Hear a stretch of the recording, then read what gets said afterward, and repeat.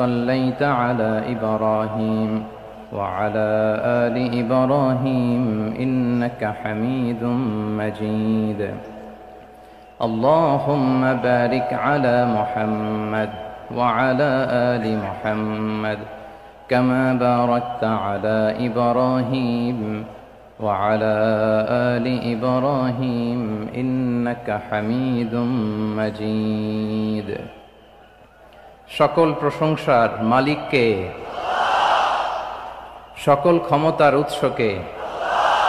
কেউ যেটা পারে না পারে কে? কেউ যেটা দেখে না দেখে কে?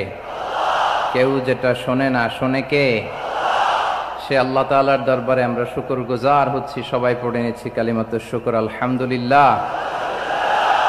প্রিয় চট্টলাবাসী, গলা ছেড়ে দিয়ে আওয়াজ করে একসাথে সবাই পড়ুন, রব্বানা লাকাল হামদ হামদান কাসীরান তাইয়্যিবান মুবারাকান ফি ইয়া রাব্বি লাকাল হামদু কামা ইয়ানবাগি লিজালালি ওয়াজহিকা ওয়া আযীমি সুলতানিকা লাকাল হামদু বিল ঈমান লাকাল হামদু বিল ইসলাম লাকাল হামদু বিল কুরআন।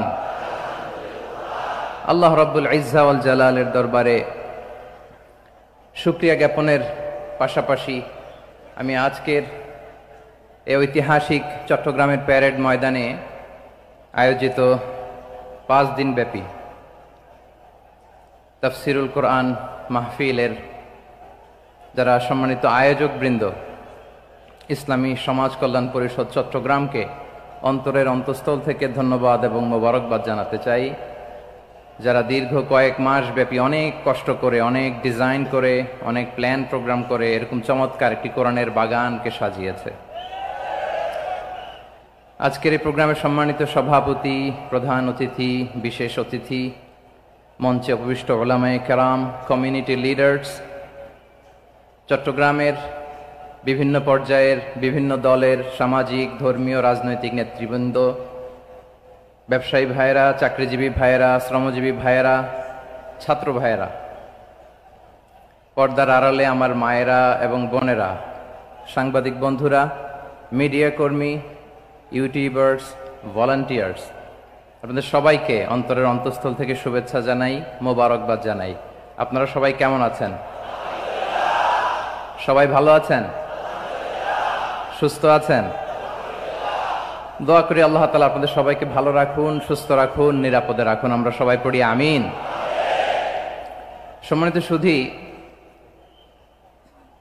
হযরতুল আল্লাম শহীদ মরহুম আল্লামা দেলওয়ার হোসেন সাঈদী রাহিমাহুল্লাহ, ওনার স্মৃতি বিজড়িত আজকের এই ঐতিহাসিক প্যারেড ময়দানের তাফসিরুল কোরআনের প্রোগ্রামে সব আছে। স্টেজ আছে, শ্রোতা আছে, প্যান্ডেল আছে, মিডিয়া কাভারেজ আছে, কিন্তু আমাদের কলিজার টুকটাটা আমাদের মাঝে নাই। আজকের এই প্রোগ্রামে আলোচক হয়ে এই চেয়ারে আমি না বসে ওই শ্রোতাদের কাতারে বসে যদি আমাদের আল্লামার নুরানি চেহারার দিকে তাকিয়ে ওয়াজ শুনতে পারতাম, আমাদের হৃদয়টা ঠান্ডা হয়ে যেত, আমাদের তৃষ্ণার্ত হৃদয় শান্ত হতো। সব আজকে আছে, কি যেন নাই, ঠিক কিনা বলেন? আল্লাহ তাআলা প্রতি 100 বছরে একজন মুজাদ্দিদ পাঠায়, প্রতি 100 বছরে একজন মুজাদ্দিদ, যিনি সমাজকে সংস্কার করেন। আল্লামা দেলওয়ার হোসেন সাঈদী রাহিমাহুল্লাহ ছিলেন তেমন একজন মুজাদ্দিদ। চিৎকার করে বলেন ঠিক কিনা? উনি শিরক বিদআতের আস্তানাকে তছনছ করে দিয়েছেন, তাওহীদের বাণীকে সমুন্নত করেছেন, গণমানুষের কাছে তাফসিরুল কোরআনকে জনপ্রিয় করেছেন। আজীবন আজীবন তিনি ইসলামকে বিজয়ী শক্তি হিসেবে দেখার স্বপ্ন দেখতেন।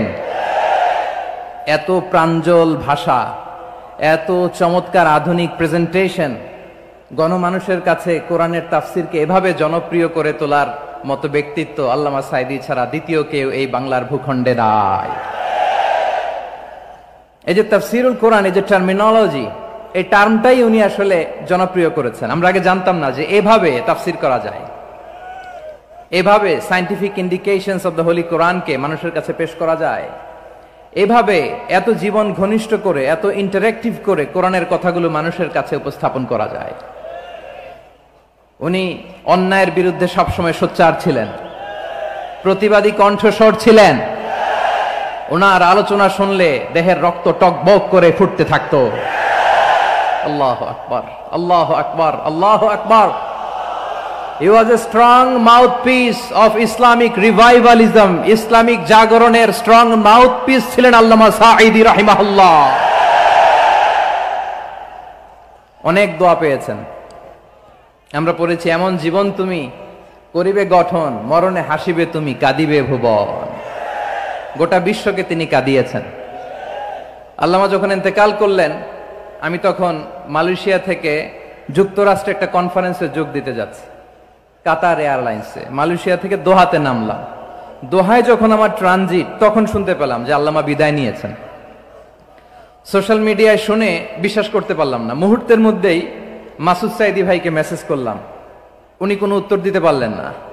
মাসুদ ভাইয়ের সাথে যখন কোলাকুলি করি, আমাদের শামীম ভাইয়ের সাথে যখন কোলাকুলি করি, মনে হচ্ছে আল্লামা সাইদির ঘ্রাণ পাই। শরীরটা লিটারালি কাঁপছিল, নিজেকে মানাতে পারছিলাম না, বিশ্বাস করতে পারছিলাম যে আসলে আল্লামা বিদায় নিয়েছেন। ইন দ্য মিন টাইম আমার সেকেন্ড ফ্লাইট দোহা টু নিউ ইয়র্ক, 12 ঘন্টার ফ্লাইটে উঠলাম। ইন্টারনেট থেকে বিচ্ছিন্ন হলাম। নামার পরে শুনলাম আল্লাহু আকবার, যেখানে ওনাকে কবরস্থ করার কথা ছিল সেখানেও কবর দিতে দেয়া হয় নাই। ছবিগুলো দেখতে লাগলাম, হাসিমাখা মুখ, হাসিমাখা নিথর দেহটা, মরণে হাসিবে তুমি, কাঁদিবে ভুবন। From east to west, from north to south, the entire globe, গোটা বিশ্ব ওনার জন্য কেঁদেছে।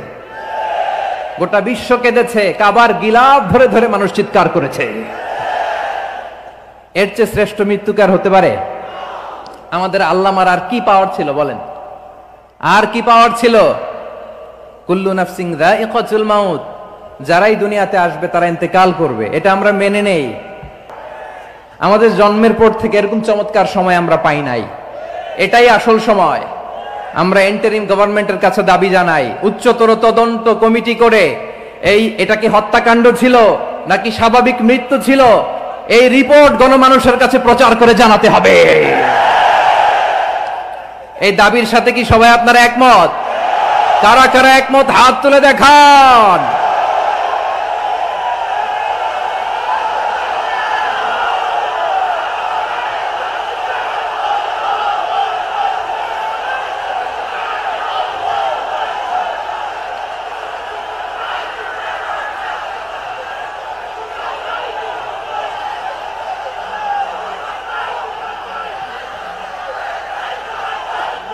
আমার প্রিয় ভাইয়েরা, প্রিয় চট্টলাবাসী, আল্লাহ তাআলা তার এই মুখলেস গোলামকে তার জান্নাতুল ফেরদাউসের মেহমান হিসেবে কবুল করুক। তার জীবনের সকল খেদমাগুলোকে কবুল করুক। জান্নাতুল ফেরদাউসের আলা মাকামে তাকে মেহমান হিসেবে কবুল করুক। আল্লামা শহীদ দেলোয়ার হোসেন সাঈদী রাহিমাহুল্লাহ, উনি ছাড়াও এই ঐতিহাসিক ময়দানে কথা বলেছেন আল্লামা লুৎফুর রহমান রাহিমাহুল্লাহ। চলে গিয়েছেন আমাদেরকে ছেড়ে। তিনি বলতেন, ইনশাআল্লাহ মিজান আবার আসবে। হুজুর, আমি তো আসলাম, আপনি তো আমাদেরকে ছেড়ে চলে গেলেন। আল্লাহু আকবার, আল্লাহু আকবার, আল্লাহু আকবার। গলায় কোনো সুর ছিল না, সুর দিয়ে কথা বলতেন না, কিন্তু এত চমৎকার শব্দের বুনন, এত চমৎকার প্রেজেন্টেশন, এত চমৎকার ভাবে ঐতিহাসিক বর্ণনাগুলো তিনি উপস্থাপন করতেন। মন্ত্রমুগ্ধ হয়ে আমরা আল্লামা লুৎফুর রহমানের কথা শুনেছি। আমরা হযরতুল আল্লাম লুৎফুর রহমান রাহিমাহুল্লাহর জন্য এই বিশাল ময়দান থেকে দোয়া করছি, আল্লাহ তাআলা তুমি তোমার এই খাদেমকে জান্নাতের মেহমান হিসেবে কবুল করে নাও।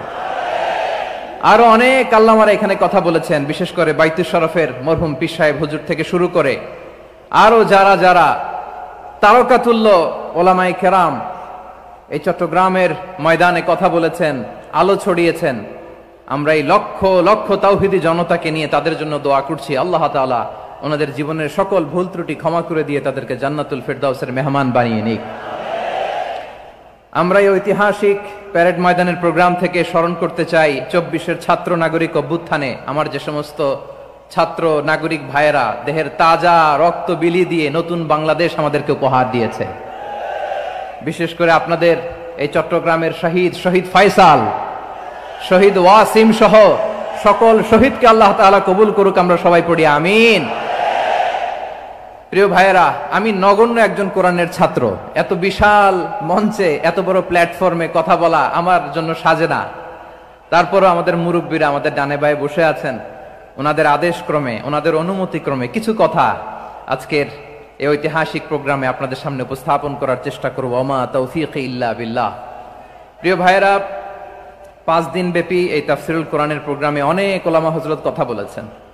যারা কোরআন সুন্নাহ থেকে আমাদেরকে কোরআনের কথাগুলো শোনালেন, আমরা যেন সেগুলো আমল করতে পারি, আল্লাহ আমাদেরকে তৌফিক দান করুক। শুরুতে আমাদের নিয়তটাকে খালেস করে নেওয়া দরকার। এই যে গ্যাদারিং, এই যে হিউজ শোডাউন, এগুলো যদি আমাদের নিজেদেরকে পরিবর্তন না করে তাহলে এতে কোনো লাভ নাই। জোরে বলেন ঠিক কিনা? এই প্রোগ্রাম যদি আমাদের জীবনকে পরিবর্তন করে, আমাদের চিন্তার ডিএনএ কে চেঞ্জ করে দেয়, তাহলেই চট্টগ্রামের প্যারেড ময়দান সার্থক। আসুন আমরা চিন্তাকে খালেস করে নেই। আমরা সবাই নিয়ত করি যে যতটুকু কথা আমরা কোরআনের আলোকে শুনবো, আমলের নিয়তে শুনবো ইনশাআল্লাহ। বলেন সবাই। আপনারা সবাই ঠিকঠাক আছেন তো? কখন আসছেন আপনারা? সবাই আসছেন কখন? সকালে, কেউ দুপুরে, 9টায়? আল্লাহ আল্লাহ আল্লাহ। দুপুরের খাবার খাওয়ার সুযোগ হয়েছিল? খান নাই? রোজা রাখছেন? আহা, আমি কি দিয়ে বিদায় দেব আমার এই ভাইগুলোরে? আল্লাহ তুমি আমার ভাইগুলোরে কবুল করো। ইসলামের পক্ষের এই গণজোয়ারকে আগামীর বাংলাদেশের ইসলামের জন্য তুমি কবুল করো। যেই ভালোবাসা ইসলামের জন্য হয়, যেই গণজোয়ার কোরআনের জন্য হয়, পৃথিবীর কোন শক্তি দিয়ে সেটাকে আটকানো যায় না। জোরে বলেন ঠিক কিনা? এজন্য গ্রাজুয়ালি, সিস্টেম্যাটিক্যালি, মেথোডোলজিক্যালি আমাদেরকে আগাতে হবে, শুধু আবেগ দিয়ে নয়। বিবেকেরও দরকার আছে না নাই? প্রিয় ভাইয়েরা, আসুন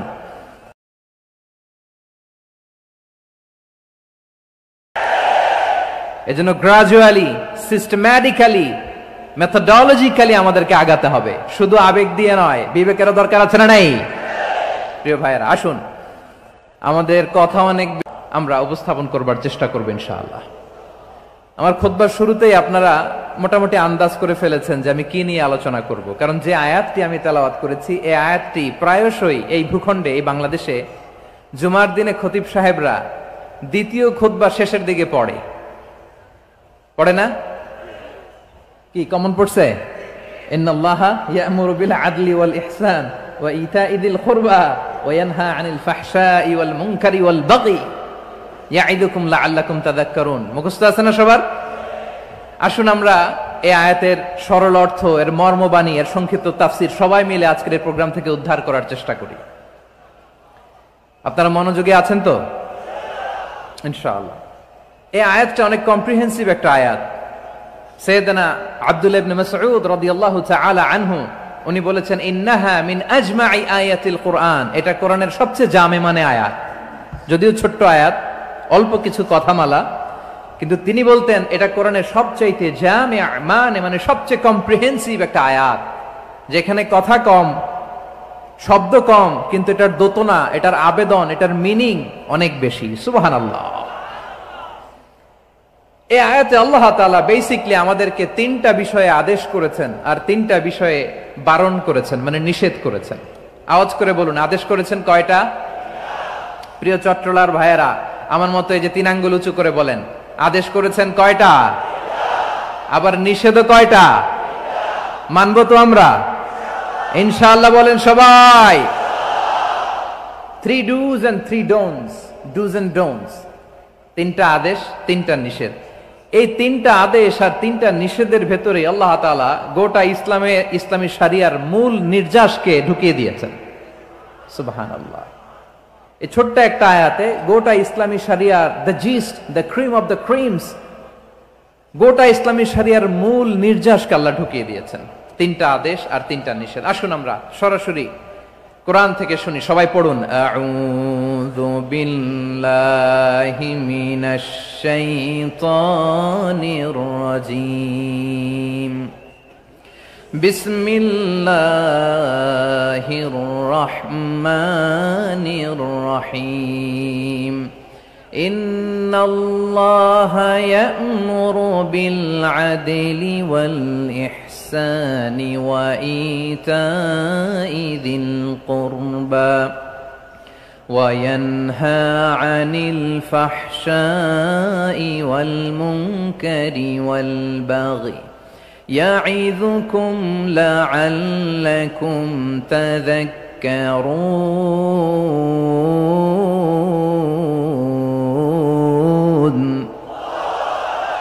আল্লাহ তাআলা ইরশাদ করছেন ইন্নাল্লাহা ইয়া'মুরু বিল আদলি ওয়াল ইহসান, নিশ্চয় আল্লাহ তাআলা তোমাদেরকে ন্যায় বিচারের আদেশ দেন, সদাচরণের আদেশ দেন, নিকটাত্মীয়দেরকে দানের আদেশ দেন। আদেশ কয়টা? আওয়াজ করে সবাই বলুন তো কয়টা? নিশ্চয় আল্লাহ তাআলা তোমাদেরকে ন্যায় বিচারের আদেশ দেন, সদাচরণের আদেশ দেন, তিনি তোমাদের নিকটাত্মীয়দেরকে দানের আদেশ দেন, আর তিনি তোমাদেরকে অশ্লীলতা থেকে নিষেধ করেন, মন্দ কাজ থেকে নিষেধ করেন, অবাধ্যতা সীমা লঙ্ঘন থেকে নিষেধ করেন। তিনি তোমাদেরকে উপদেশ দেন যাতে তোমরা শিক্ষা গ্রহণ করো। সুবহানাল্লাহ। উপদেশ দিচ্ছে স্বয়ং কে? তিনটা জিনিসের আদেশ। ইয়া'মুরু বিল আদল, সুবিচার ন্যায় বিচারের আদেশ তিনি দেন। ইহসানের আদেশ দেন যাতে আমরা ইহসান করি, একে অপরের প্রতি সুবিচার করি, মহানুভবতা দেখায়, অনুগ্রহ দেখায়, আর নিকট আত্মীয়দেরকে যেন আমরা দান করি। এই তিনটা আদেশ তিনি দিয়েছেন। আর কোন তিনটা জিনিস থেকে তিনি বারণ করেছেন? অশ্লীলতা, ফাহশা, মুনকার, মানে সব মন্দ আর অসৎ কাজ, এগুলো থেকে তিনি আমাদেরকে বারণ করেন। ওয়াল বাগি, অবাধ্যতা, সীমা লঙ্ঘন, এই তিনটা কাজ থেকে তিনি আমাদেরকে বারণ করেন। তিনি আমাদেরকে উপদেশ দেন, স্বয়ং আল্লাহ তাআলা আমাদেরকে উপদেশ দেন যাতে করে আমরা শিক্ষা গ্রহণ করি। সুবহানাল্লাহ পড়ে। তাহলে আসুন আমরা ধরে ধরে একটা একটা করে সামনের দিকে আগাই। আল্লাহ তাআলা প্রথমে আমাদেরকে আদেশ দিয়েছেন আদালের। ইন্নাল্লাহা ইয়া'মুরু বিল আদল, আওয়াজ করে বলুন আল আদাল। সবাই পড়ুন আল আদাল। আমরা উর্দু জানি, হিন্দি জানি, অনেকে ইংরেজিও জানি, কিন্তু আরবি শব্দগুলো আমাদের মুখ দিয়ে বেরোতে চায় না। আওয়াজ করে বলুন আল আদাল। মাশাআল্লাহ। ইন্নাল্লাহা ইয়া'মুরু বিল আদল, আল্লাহ তাআলা আমাদেরকে আদলের আদেশ দেন। আদল অনেকে না বুঝলেও আদালত শব্দটা বুঝবেন। আদালত, আদালত, আদালত বুঝেন না? যেখানে বিচার কার্যের ফয়সালা করা হয়, কোর্ট কাচারি আদালত, এটা তো ভেরি কমন। এটা শুনছেন না সবাই? আদালত, যেখানে ন্যায় বিচার হবে, সুশাসন হবে। কিন্তু ভাগ্যের কি নির্মম পরিহাস, ওখান থেকে মিথ্যা সাক্ষী দিয়ে মনমতো রায় দিয়ে দেয়া হয়। এগুলোর পরিবর্তন হওয়ার দরকার আছে না নাই? প্রিয় ভাইয়েরা, আদালত, আল আদল, ইংরেজিতে বলে জাস্টিস, ন্যায় বিচার, সুবিচার, সুশাসন, জাস্টিস, আল আদল, সব জায়গায় এই জাস্টিস থাকা দরকার। Justice should be prevailed in the society. The mission of all prophet was to uphold the justice. সব নবীর মিশন ছিল এই জাস্টিসকে, আদালকে, সুশাসন আর সুবিচারকে নিশ্চিত করা। পড়েন সুবহানাল্লাহ। And the core message of every divine scripture was to uphold justice.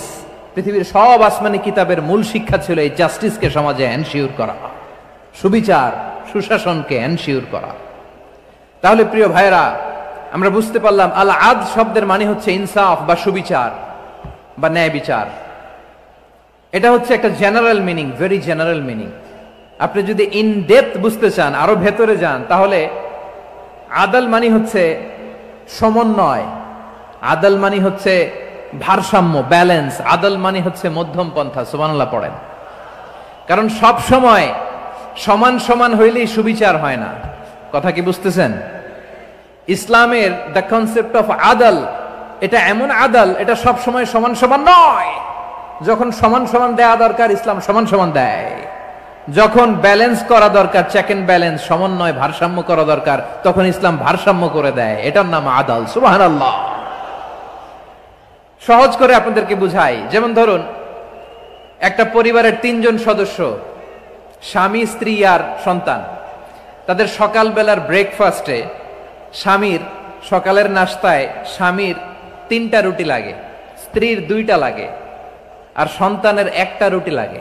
এখন আমি যদি সমান সমান করে আদল করতে চাই, সবাইকে যদি 3টা করে রুটি দেই, তাহলে স্বামী বেচারার জন্য ঠিক আছে, কি বলেন?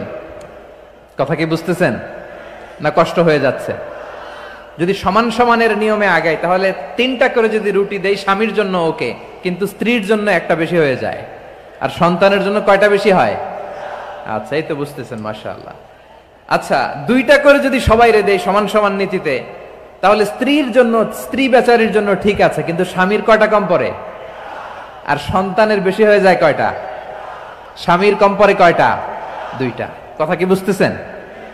আর আমি যদি স্বামীকে দেই 3টা, স্ত্রীকে দেই 2টা, আর সন্তানকে দেই 1টা, তাহলে কারো অপচয় হবে না। যার যতটুকু দরকার ঠিক ততটুকুই কাজে লাগবে। চিল্লায় বলেন ঠিক কিনা?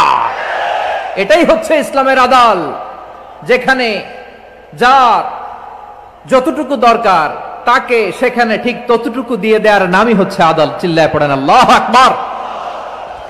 রব্বুল আলামিন বলেন, ইউসিকুমুল্লাহু ফি আওলাদিকুম লিযযাকারি মিসলু হাযযিল উনসায়াইন। আল্লাহ তোমাদেরকে ওসিয়ত করেন, তোমাদেরকে আদেশ দেন, উত্তরাধিকার সম্পদ যখন বন্টন হবে, ছেলেরা যতটুকু পাবে, মেয়ে পাবে তার অর্ধেক। সুবহানাল্লাহ বলেন।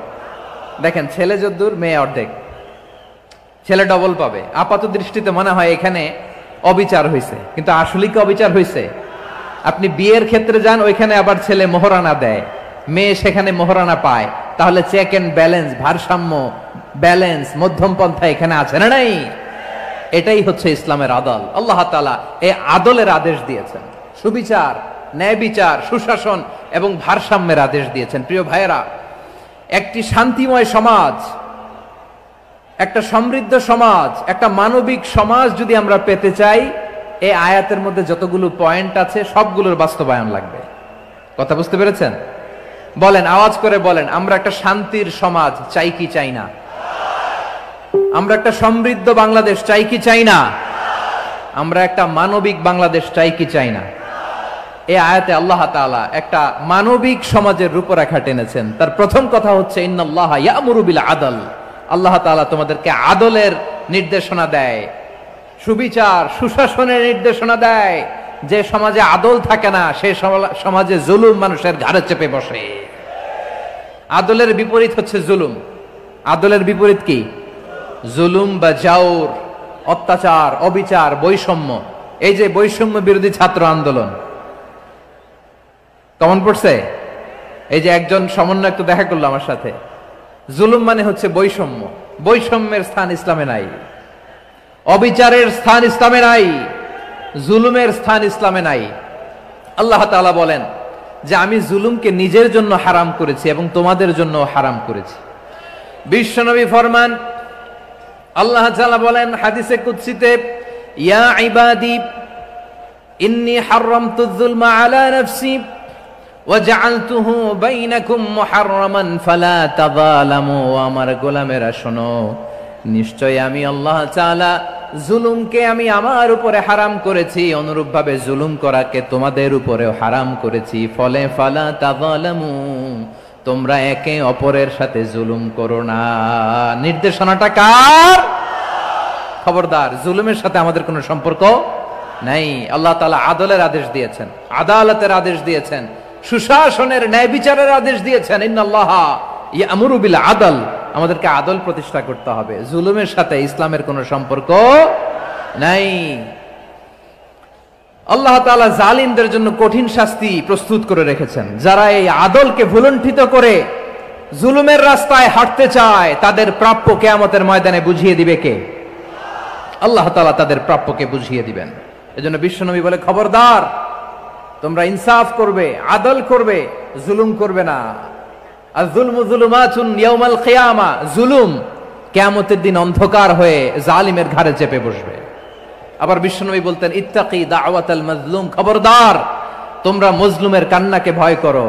ফাইন্নাহু লাইসা বাইনাহু ওয়া বাইনাল্লাহি হিজাব, কেননা মজলুমের কান্নার মাঝে আর আল্লাহর আরশের মাঝে কোনো পর্দা থাকে না। বিশ্বাস হয়? এই কথা বিশ্বাস হয়? এর জলজন্ত প্রমাণ তো আমরা নিজেরাই দেখলাম। হ্যাঁ, মজলুমের কান্না ফুলে ফেপে মহিরুহ হয়ে পাহাড়ের মতো হয়ে বিস্ফোরিত হয়ে জালিমের মসনদকে ছারখার করে দিয়েছে। এর প্রমাণ তো আমরা নিজেরাই তো দেখলাম। জালিমের পরিণতি কি হয় আমরা জীবদ্দশাই তো দেখলাম। এমনও কোন জুলুম নাই যে হয় নাই, ঠিক কিনা বলেন? আহারে জুলুম, আহারে জুলুম। রিসেন্টলি আয়না ঘরের কিছু ছবি প্রকাশিত হয়েছে সোশ্যাল মিডিয়ায়, দেখেছেন আপনারা? হ্যাঁ, ছোট্ট একটা জায়গা, স্বাধীন মানুষকে প্রাণীর মতো পাখির মতো খাঁচায় বন্দি করে রেখেছে। কখন দিন কখন রাত কিচ্ছু জানে না, কখন দিন কখন রাত কিছু জানে না। বছরের পর বছর কেটে গিয়েছে। এক্সট্রা জুডিশিয়াল কিলিং এর কোনো হিসাব নাই, বিচার বহির্ভূত হত্যা, এনফোর্স ডিসঅ্যাপিয়ারেন্স, গুম, যেটা সবচাইতে বড় মানবতা বিরোধী অপরাধ। কত মানুষ যে গুম হয়েছে তার কোনো ইয়ত্তা নাই। যেই ফ্যামিলির সদস্য গুম হয়েছে তারা কি ওই লোকটার জন্য মাগফিরাতের দোয়া করবে নাকি সুস্বাস্থ্যের দোয়া করবে তারা নিজেরাও জানতো না। তারুণ্যের, তাদের যৌবনের 15 বছর 16 বছর 17 বছর নাই। 6 মাস বয়সের ছোট বাচ্চাকে রেখে জেলে গেছে। 6 মাসের মেয়ে বেরোয় দেখে মেয়ের বয়স 17 বছর। মেয়ে বাবারে চিনে না, বাবা মেয়েরে চিনে না। মেয়েকে এখন বিয়ে দিয়ে আরেক ছেলের হাতে তুলে দিবে। মেয়ের শৈশব বাবা দেখে নাই, মেয়ের কৈশোর বাবা দেখে নাই, মেয়ের তারুণ্য দেখে নাই। আরেক যুবককে দেখলাম 14 বছরের 14 দিনের সংসার, 2 সপ্তাহের সংসার শেষে জেলে গেছে। কত যুবকের যে স্ত্রী চলে গিয়েছে ফ্যামিলি ছেড়ে, কারণ জানে না তো কবে আসবে কি হবে, কেউ জানতো না। দাম্পত্য জীবনের মাত্র 14 দিনের স্মৃতি, এই স্মৃতিকে আঁকড়ে ধরে এক বোন 16টা বছর 17টা বছর কাটিয়ে দিয়েছে। আমি নিউজটা দেখে ভাবলাম আমার এই বোনের প্রতিটি দিন কিভাবে কেটেছে, প্রতিটি রাত কিভাবে কেটেছে, প্রতিটি ক্ষণ কিভাবে কেটেছে। বিশ্বনবী বলেছেন, ইত্তাকি দাওয়াতাল মাজলুম ফাইন্না লাইসা বাইনাহু ওয়া বাইনাল্লাহি হিজাব। মাজলুমের কান্নাকে ভয় করো, কারণ মাজলুমের কান্না আর আল্লাহর মাঝে কোনো পর্দা থাকে না। আমরা আর এরকম কোন জুলুম বাংলাদেশে দেখতে চাই না। জোরে বলেন ঠিক কিনা? আর কেউ নতুন করে জালিম হোক আপনারা চান? আবার নতুন করে কেউ ফ্যাসিস্ট হোক আপনারা চান? এক দল আরেক দলকে নিশ্চিহ্ন করার রাজনীতিতে মেতে উঠুক এটা আপনারা চান? আমরা বাংলাদেশকে আদল দিয়ে সাজাতে চাই। আমরা এই 56,000 বর্গ মাইলের প্রতিটা ইঞ্চি মাটিকে কোরআনের আইন দিয়ে সাজাতে চাই। রাজি আছেন আপনারা? কারা কারা রাজি দেখান হাত তুলে আল্লাহকে।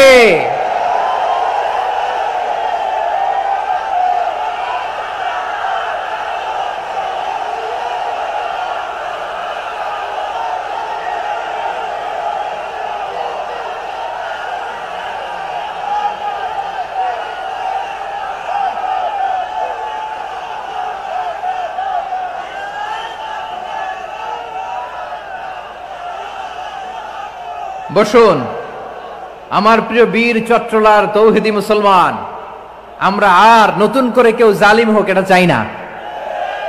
নতুন করে আবার কেউ ফ্যাসিস্ট হোক আমরা চাই না। এক দল আরেক দলকে নিশ্চিহ্ন করার রাজনীতি করুক আমরা চাই না। আমরা সুশাসনের বাংলাদেশ চাই। আমরা মানবিক বাংলাদেশ চাই। আমরা একটা সমৃদ্ধ বাংলাদেশ চাই। আমরা বিশ্বের বুকে সম্মান নিয়ে মাথা উঁচু করে দাঁড়াতে চাই, ঠিক কিনা বলেন? আল্লাহ বললেন, এটা যদি তোমরা চাও, একটা সমৃদ্ধ সমাজ যদি বিনির্মাণ করতে চাও, মানবিক সমাজ যদি বিনির্মাণ করতে চাও, আমি তোমাদেরকে সেজন্য প্রথমেই আদালতের নির্দেশ দিলাম, ইন্নাল্লাহা ইয়া'মুরু বিল আদল। এক দল আরেক দলকে নিশ্চিহ্ন করার রাজনীতি করুক আমরা চাই না। আমরা সুশাসনের বাংলাদেশ চাই। আমরা মানবিক বাংলাদেশ চাই। আমরা একটা সমৃদ্ধ বাংলাদেশ চাই। আমরা বিশ্বের বুকে সম্মান নিয়ে মাথা উঁচু করে দাঁড়াতে চাই, ঠিক কিনা বলেন? আল্লাহ বললেন, এটা যদি তোমরা চাও, একটা সমৃদ্ধ সমাজ যদি বিনির্মাণ করতে চাও, মানবিক সমাজ যদি বিনির্মাণ করতে চাও, আমি তোমাদেরকে সেজন্য প্রথমেই আদালতের নির্দেশ দিলাম। ইন্নাল্লাহা ইয়া'মুরু বিল আদল, নিশ্চয় আল্লাহ তাআলা তোমাদেরকে ন্যায় বিচার সুশাসন এটার আদেশ দেন। সুবহানাল্লাহ।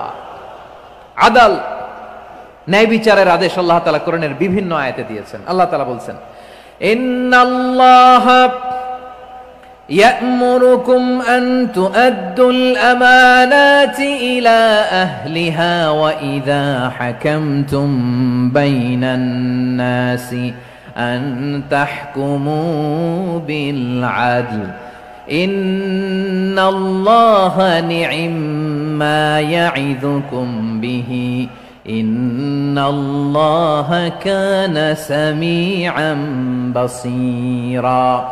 আল্লাহ তাআলা বললেন, আল্লাহ আদেশ দিচ্ছেন যে ব্যক্তি আমানতের হকদার তার হাতে তোমরা আমানত পৌঁছে দাও, আর যখন তোমরা বিচার কার্য করবে, বিচার ফয়সালা করবে, আদালতের সাথে করো। সুবহানাল্লাহ বলেন। ওয়া ইযা হাকামতুম বাইনান নাসি আন তাহকুমু বিল আদল, আদালতের সাথে করবা। আল্লাহ তাআলা বলেন, যারা জাজ হবে, বিচারক হবে, তাদের যদি বাদী বিবাদীর কারো সাথে শত্রুতা থাকে, কারো সাথে যদি কোনো ধরনের রেষারেষি থাকে, আল্লাহ বলেন বিচার কার্য করতে যে ওই শত্রুতা রেষারেষির কারণে আদালতের বাইরে যে অবিচার করে বিচার করো না। ওয়ালা ইয়াজরিমান্নাকুম শানাআনু কওমিন আলা আল্লা তা'দিলু ই'দিলু হুয়া আকরাবু লিত্তাকওয়া ওয়াত্তাকুল্লাহা ইন্নাল্লাহা খাবীরুম বিমা তা'মালুন। খবরদার কোন জাতির প্রতি, কোন গোষ্ঠীর প্রতি, কোন গোত্রের প্রতি আক্রোশ যেন তোমাদেরকে ন্যায় বিচার থেকে দূরে সরিয়ে না দেয়, বরং আমি আল্লাহর আদেশ হলো ই'দিলু, তোমরা আদল করো, ন্যায় বিচার করো, সুবিচার করো, সুশাসন প্রতিষ্ঠা করো। হুয়া আকরাবু লিত্তাকওয়া, এটাই তাকওয়ার সবচেয়ে কাছাকাছি। সুবহানাল্লাহ বলেন। কোরআনের বিভিন্ন আয়াতে আল্লাহ তাআলা স্পেসিফিকলি ধরে ধরে বিচার করার সময় আমরা যেন আদল করি সেটা বলেছেন। কোরআনের কোন কোন জায়গায় আল্লাহ তাআলা এই আল আদল শব্দটা ব্যবহার করেছেন। আবার একই জিনিস ইনসাফ, সুবিচার, সুশাসন, ন্যায় বিচার, ন্যায় পরায়ণতা বুঝাতে আল্লাহ তাআলা কখনো কখনো আল কিসত শব্দটা ব্যবহার করেছেন। আওয়াজ করে সবাই বলুন আল কিসত। প্রিয় ভাইরা, সবাই আওয়াজ করে আমার সাথে সাথে বলুন আল কিসত। আল্লাহ তাআলা বলেন, ওয়া ইন হাকামতা ফাহকুম বাইনাহুম বিল কিসতি ইন্নাল্লাহা ইউহিব্বুল মুকসিতিন। যখন তুমি বিচার করবে, বিশ্বনবীকে উদ্দেশ্য করে অ্যাড্রেস করে বললেন, নবী হে, ইহুদিরা কোনো বিষয়ে মীমাংসার জন্য যদি আপনার দরবারে আসে, যদি বিচার করতে হয়, খবরদার অবিচার করবেন না। ফয়সালা যেটা করবেন কিসতের সাথে করবেন, ন্যায় পরায়ণতার সাথে করবেন, কারণ ইন্নাল্লাহা ইউহিব্বুল মুকসিতিন, নিশ্চয় আল্লাহ রাব্বুল ইজ্জাত ন্যায় পরায়ণশীলদেরকে বড্ড ভালোবাসেন। সুবহানাল্লাহ বলেন। ন্যায় পরায়ণ লোকদেরকে আল্লাহ তাআলা বড্ড ভালোবাসেন। অন্য আয়াতে আল্লাহ তাআলা বলছেন, وَنَضَعُ الْمَوَازِينَ الْقِسْطَ لِيَوْمِ الْقِيَامَةِ فَلَا تُظْلَمُ نَفْسٌ شَيْئًا। আমি কিয়ামতের দিন ন্যায় পরায়ণতার মানদণ্ড স্থাপন করব, যেটাকে আমরা মিজানের পাল্লা বলি। আল্লাহ বলেন, ন্যায় বিচারের মানদণ্ড কিয়ামতের ময়দানে আমি আল্লাহ স্থাপন করব। সেদিন কারো প্রতি বিন্দু পরিমাণ, এক চুল পরিমাণ অবিচার করা হবে না, কোনো অবিচার করা হবে না। সেদিন সুশাসন হবে, সুবিচার হবে, ন্যায় পরায়ণতার সাথে বিচার হবে। আওয়াজ করে পড়েন আল্লাহু আকবার। তাহলে প্রিয় ভাইরা, যে তিনটি বিষয়ে আল্লাহ তাআলা আমাদেরকে আদেশ দিয়েছেন, তার প্রথমটা হচ্ছে আদালত, ইনসাফ, সুবিচার, ন্যায় বিচার। এটা আমরা চাই কি চাই না? বিশ্বনবী ন্যায় বিচার, ন্যায় পরায়ণতা, সুশাসন প্রতিষ্ঠিত করেন কি করেন নাই? আপনারা বিশ্বনবীর সিরাত যারা পড়েছেন, আপনি দেখবেন বিশ্বনবীর সিরাতের পরতে পরতে, বাকে বাকে, সিরাতের বাকে বাকে এই আদালতের নমুনা মেলে। সুবহানাল্লাহ বলেন। ছোট্ট একটা নমুনা রাসূল সাল্লাল্লাহু আলাইহি ওয়াসাল্লামের আসসিরা আল আতরা থেকে ছোট্ট একটা নমুনা আপনাদের খেদমতে এখানে উপস্থাপন করি। বিশ্বনবী সাল্লাল্লাহু আলাইহি ওয়াসাল্লাম মক্কা বিজয় করলেন ৮ম হিজরিতে। মক্কা বিজয় শেষে তিনি কয়েক সপ্তাহ মক্কাতে অবস্থান করলেন। ইন দ্য মিন টাইম মক্কার একটা ভেরি প্রেস্টিজিয়াস এন্ড ডিগনিফাইড ফ্যামিলির নারী চুরিতে ধরা পড়ল। কিসে ধরা পড়ল? সবাই বলেন কিসে? আমাদের সমাজে আসেনি এটা? আছে? ছোট না বড়? হ্যাঁ, হিসাব করে শেষ করা যায় না। ৩.৫ লাখ কোটি টাকা নাই উন্নয়ন প্রকল্পের নামে। উন্নয়ন প্রকল্পের নামে ৩.৫ লাখ কোটি টাকা নাই। ৩.৫ লাখ কোটি টাকা লিখতে পারবেন আপনি? এক টানে লিখতে পারবেন? বুঝতেছেন কত বড় সংখ্যা? হ্যাঁ, বনু মাখজুমিয়া গোত্রের এক নারী মক্কায় চুরিতে ধরা পড়ল। বলেন তো চুরি করলে বিধান কি?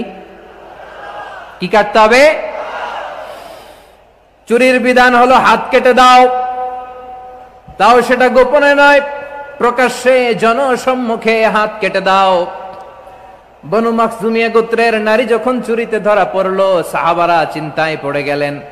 সবেমাত্র মক্কার লোকেরা কালিমা পড়ে মুসলমান হয়েছে, ইসলামের আইন কানুন তেমন জানে না, ইসলামী শরিয়ার সাথে বেশি পরিচিত নয়। এখন যদি বিশ্বনবী চুরির যেই বিধান এটা যদি কায়েম করে হাত যদি কেটে দেয়, না জানি মক্কার লোকেরা আবার বিগড়ে যায়, না জানি মক্কার লোকেরা আবার মুরতাদ হয়ে যায়, না জানি মক্কার লোকেরা ইসলাম থেকে দূরে সরে যায়।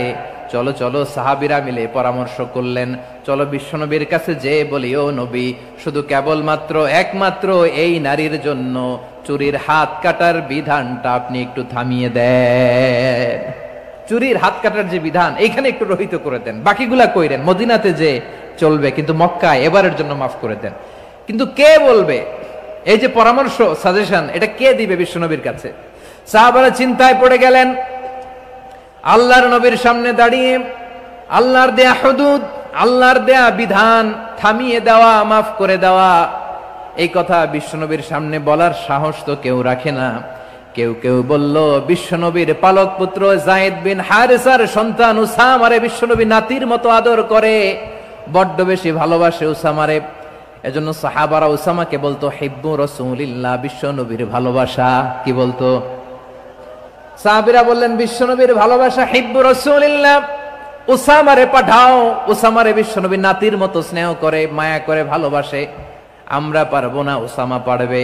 সবাই মিলে ফুলিয়ে ফুসিয়ে ওসামাকে, ছোট্ট ওসামাকে রাজি করালো। ওসামা এমন এমন কথা যে তুমি বিশ্বনবীর কাছে বলতে হবে, পারবা নাকি? ওসামা বলে, পারবো। সাইয়েদনা ওসামা রাদিয়াল্লাহু তাআলা আনহু তরুণ সাহাবী বিশ্বনবীর কাছে গেলেন, যে বললেন, নবী, বনু মাখজুমিয়া গোত্রের এক নারী চুরিতে ধরা পড়েছে, এবারের জন্য কি এই মহিলাটারে মাফ করে দিলে হয় না? এবারের জন্য একটু ক্ষমা করা যায় না নবী?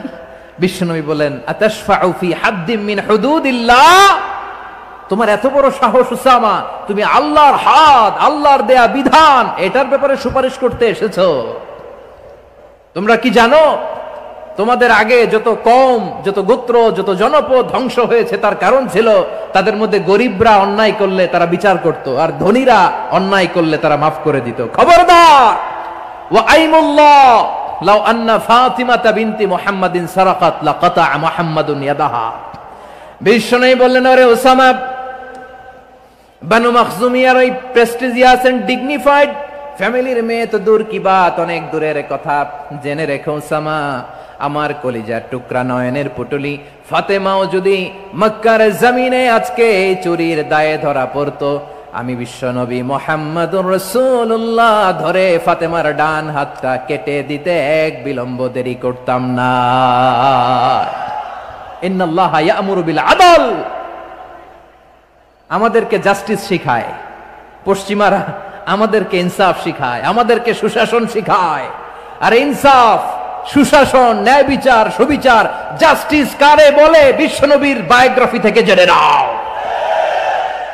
এই ছিল বিশ্বনবী সাল্লাল্লাহু আলাইহি ওয়াসাল্লামের আদালতের নমুনা। আপনি যদি সাইয়েদনা ওমর ফারুকের জীবনের দিকে তাকান,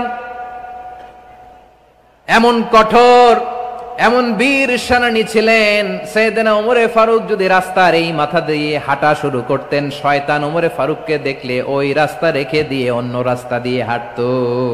সুবহানাল্লাহ। ওমরে ফারুক রাদিয়াল্লাহু তাআলা আনহু কি পার্সোনালিটি ছিল, কি পার্সোনালিটি। আমাদের এলাকায় ছোট বাচ্চারা রাতে ভাত খেতে চায় না, আমার মেয়েটাও খেতে চায় না। এই এটা দিব ওইটা দিব, আজকে মাহফিলে আসার সময় বলে দিছে লিস্ট করে এটা এটা আনতে হবে। তো ছোট্ট বাচ্চাদের অনেক বায়না থাকে, ওরা রাতে খেতে চায় না। তো মায়েরা বিভিন্ন ভয় দেখায়, এই বাঘ আসবে খাও, এই ভূত আসবে খাও। আপনারা কি বলেন চট্টগ্রামে? কি আসবে? হ্যাঁ, ভূত ভূত ভূত আসবে, বাঘ আসবে, খাও খাও খাও, তাড়াতাড়ি খাও। তো বাচ্চারা এগুলো শুনে ভয়ে খেতে শুরু করে। মদিনার জমিনেও একই ঘটনা ঘটতো। মদিনার ছোট্ট ছোট্ট সোনামণিরা খেতে চাইতো না। তো মায়েরা বলতো, হা হুয়া ইয়াতি উমর, হা হুয়া ইয়াতি উমর, ওই যে উমর আসতেছে, উমর। ওমরে ফারুকের কথা শুনলে বাচ্চারা একেবারে ঠান্ডা। সুবহানাল্লাহ পড়বেন না? প্রভু তুমি বলেছ রাসূল দেবে না, বলনি দেবে না ওমর, বলনি দেবে না হামজা তারিক, খালিদ বিজয় সমর। প্রভু তুমি বলেছ রাসূল দেবে না, বলনি দেবে না ওমর, বলনি দেবে না হামজা তারিক, খালিদ বিজয় সমর। প্রভু তুমি বলেছ রাসূল দেবে না। আল্লাহু আকবার। ওমরে ফারুক রাদিয়াল্লাহু তাআলা আনহু, ওনার কথা শুনলে গায়ের মধ্যে গুজবাম হয়, গায়ের পশমগুলো দাঁড়িয়ে যায়। সুবহানাল্লাহ বলেন। কি পার্সোনালিটি ছিল, কি ব্যক্তিত্ব ছিল। মুনাফিকরা ওমরে ফারুককে জমের মতো ভয় পেতেন। শয়তান, খুদ শয়তান এই রাস্তা দিয়ে আসলে শয়তান অন্য রাস্তা দিয়ে হাঁটতো। ওমরে ফারুক রাদিয়াল্লাহু তাআলা আনহুর জীবনে যদি দেখেন, তাহলে সেখানে আপনি আদালতের, ইনসাফের, সুশাসনের, জাস্টিসের নমুনা দেখতে পাবেন। কয়টা শুনবেন? সাইয়েদনা ওমরে ফারুকের রাদিয়াল্লাহু তাআলা আনহুর সন্তান আব্দুর রহমান মিশরে মদ খেয়ে মদ্যপ অবস্থায় ধরা পড়েছে। মদ খাওয়ার কারণে, মদ যদি কেউ পান করে আর যদি প্রমাণিত হয়, তার বিচার হলো 80 বেত। আওয়াজ করে বলেন কয় বেত? বাংলাদেশেও তো এই আইন আছে নাকি? বাংলাদেশে আছে? হ্যাঁ, মদ খাইলে 80 বেত, এই আইন বাংলাদেশে চালু হোক। আমরা চাই কি চাই না? চাই সবাই। এজন্যই তো ইসলাম ভাল লাগে না। ইসলামকে ভাল লাগে না। ইসলামকে আউট করে রাখতে পারলেই তো এরকম বড় বড় বোতল খাওয়া যায়। একেবারে সহজ, পানির মতো সহজ, হিসাব একেবারে সহজ। ওমরে ফারুক রাদিয়াল্লাহু তাআলা আনহুর ছেলে ভুল করে মদ পান করে ফেলেছিলেন। আব্দুর রহমান, ঘটনা ঘটেছে মিশরে। মিশরের গভর্নর তখন আমর ইবনে আস রাদিয়াল্লাহু তাআলা আনহু। আব্দুর রহমানের ভাই যে গভর্নরকে বলল, গভর্নর যদি একটু দয়া করেন, খলিফার ছেলে আমার ভাই আব্দুর রহমান মদ্যপ অবস্থায় ধরা পড়েছে, জনসম্মুখে যদি আপনি বেত্রাঘাত করেন আমাদের প্রেস্টিজ থাকে না, যদি 80 বেত আপনি মারেন আমার কোনো কথা নাই, কিন্তু ঘরের ভেতরে মারেন। আব্দুর রহমানের ভাইয়ের সুপারিশ শুনে সাইয়েদনা আমর ইবনে আস রাদিয়াল্লাহু তাআলা আনহু রাজি হয়ে গেলেন। ঘরের ভেতরে লোকচক্ষুর আড়ালে 80 বেত তিনি মানলেন। কিন্তু ঘটনাক্রমে এই কথা লুকিয়ে লুকিয়ে ঘরের ভেতরে 80 বেত মারার কথা সাইয়েদনা ওমর ফারুক মদিনা থেকে জানতে পারলেন। মদিনা থেকে তিনি ফরমান জারি করলেন, এই বিচার যেমনটি আমর ইবনে আস আদায় করেছে, এটা প্রকৃতপক্ষে আদায় হয় নাই। আসো সবাই মদিনায় আসো, আমর ইবনে আস মদিনায় আসো, আব্দুর রহমানও আসো, সবাই আসো, জনসম্মুখে এই বিচার কার্যকর করতে হবে। সাইয়েদনা ওমর ফারুক মসজিদে নববীর পিলারের মধ্যে নিজের ছেলেকে বাঁধলেন, আবার জনসম্মুখে 80টা বেত তার গায়ের মধ্যে মারলেন। মাজমুয়ে ফাতাওয়া ইবনে তাইমিয়া রাহিমাহুল্লাহ উনি এটা নকল করেছেন। এটা সবচেয়ে বিশুদ্ধ মত। আরো অনেক মত আছে, মারা গেছে কবরের উপর, ওগুলো বাদই দিলাম। কেমন খলিফা ছিলেন, কেমন খলিফা! পশ্চিমারা তোমরা জাস্টিস আমাদেরকে শেখাও, ইনসাফ কারে বলে সুশাসন আমাদেরকে তোমরা শিখাও। ওমরে ফারুক রাদিয়াল্লাহু তাআলা আনহু ওই বিচারকে তিনি ধর্তব্য মনে করেন নাই, মদিনাতে এনে আবার জনসম্মুখে আবার 80 বেত মেরেছেন। মিশরে ওমরে ফারুক রাদিয়াল্লাহু তাআলা আনহু আমর ইবনে আল-আসকে গভর্নর করে পাঠালেন। সেখানে আমর ইবনে আল-আসের ছেলে একটা প্রতিযোগিতায় রানার আপ হয়েছে। এক মিশরি সেখানে চ্যাম্পিয়ন হয়েছে। রানার আপ বুঝতে পেরেছেন তো? রানার আপ সেকেন্ড হয়েছে, এক মিশরি হয়েছে চ্যাম্পিয়ন প্রথম। কিন্তু গভর্নরের ছেলে ও জিততে পারে নাই। ও রাগে ওই মিশরির গায়ের মধ্যে কয়েকটা লাঠি দিয়ে বাড়ি মেরেছে। মিশরি যে মদিনাতে ওমরে ফারুকের কাছে বিচার দিলেন, আপনার গভর্নরের ছেলে অন্যায়ভাবে আমার গায়ে হাত তুলেছে। সাইয়েদনা ওমরে ফারুক আবার ফরমান জারি করলেন, আসো মদিনাতে আসো। মিশরীকে ডাকলেন। ওই মিশরের গভর্নর আমর ইবনে আল-আস রাদিয়াল্লাহু তাআলা আনহুকে ডাকলেন, তার ছেলেকেও ডাকলেন। সবাই বসে রইল। আমর ইবনে আল-আস রাদিয়াল্লাহু তাআলা আনহু মাথা নিচু করে বসে আছেন, লজ্জায় কাচুমাচু। হায় হায়, আজকে আমার ছেলের কারণে আমিরুল মুমিনিন খলিফাতুল মুসলিমিন ওমরে ফারুকের কাছে আমি জনসম্মুখে লজ্জিত হচ্ছি। সাইয়েদনা ওমরে ফারুক বললেন, এই নাও লাঠি। গভর্নরের ছেলে তোমার মাথার মধ্যে যতগুলো বাড়ি মেরেছে, আজকে জনসম্মুখে তুমি অতগুলা বাড়ি মারো। মিশরি বলে, থাক, আপনি যে ডেকে আনছেন সবার সামনে এটা বলছেন, এতেই আমি খুশি। আল্লাহু আকবার। আপনার মহানুভবতা দেখে আমি খুশি, আর অপমানের দরকার নাই। ওমরে ফারুক বলে, না, খবরদার, এই কথা মিশরি তুমি বলো না, মারো, যতগুলা বাড়ি মেরেছে মারো। বাধ্য হয়ে মিশরি আমর ইবনে আল-আসের সামনে ওনার কলিজার টুকরা সন্তানের মাথার মধ্যে বাড়ি মারতে আরম্ভ করলেন। ঠিক যতগুলা বাড়ি গভর্নরের ছেলে আমর ইবনে আল-আসের ছেলে মিশরির গায়ে মেরেছিল, মাথায় মেরেছিল, মিশরি গুনে গুনে ততটা মারলেন। এই দৃশ্য দেখে ওমরে ফারুক রেগে মেগে আগুন, রাগের চোটে রাগ সামলাতে না পেরে, আর নিজেকে সামলাতে না পেরে মিশরীরে বললেন, ছেলেরে মারা শেষ হয়ে গেলে এবার বাবার টাক মাথার মধ্যে কয়েকটা বাড়ি মার। রাগের চোটে, আউট অফ অ্যাঙ্গার, রাগের চোটে, যে আমার পাঠানো গভর্নর আমর ইবনে আল-আস তার ছেলেকে কেন আদব তারবিয়া কেন শিক্ষা দিতে পারে না। ছেলেরে মারা হইলে এবার আমর ইবনে আল-আসের মাথার মধ্যে দুইটা মারো। এটা রাগে বলেছেন, এটা শাস্তি হিসেবে না। সুবহানাল্লাহ পড়ে। তোমরা আমাদেরকে সুশাসন শিখাও, আমাদেরকে সুশাসন শিখাও। বিশ্বনবী বলেন, আদাল এটা যেন তেন বিষয় না, এটা দিয়েই মানবিক সমাজ গড়তে হবে। আল্লাহ তাআলা কিয়ামতের কঠিন ময়দানে, যেদিন স্বামী স্ত্রীকে চিনবে না, স্ত্রী স্বামীকে দেখে পালিয়ে যাবে, বন্ধু বন্ধুরে চিনবে না, পীর সাহেব মুরিদরে চিনবে না, মুরিদ পীর সাহেবরে চিনবে না, দলের কর্মী তার নেতারে চিনবে না, নেতা তার কর্মীরে চিনবে না, বন্ধু বন্ধুরে দেখে পালাবে। এই কঠিন মুহূর্তে সূর্যটা মাথার কাছে চলে আসবে, জমিনটা তামার জমিন হবে। আজকের জমিনের মতো নয়। মানুষ ঘর্মাক্ত, ক্লান্ত, শ্রান্ত মাথার মগজগুলো কানের ছিদ্র আর নাকের ছিদ্র দিয়ে বেয়ে বেয়ে পড়বে।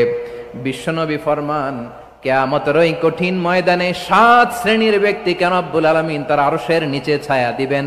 তার মধ্যে প্রথম শ্রেণীর ব্যক্তি হলো ইমামুন আদিল। ইমামুন আদিল, ন্যায়পরায়ণ শাসক,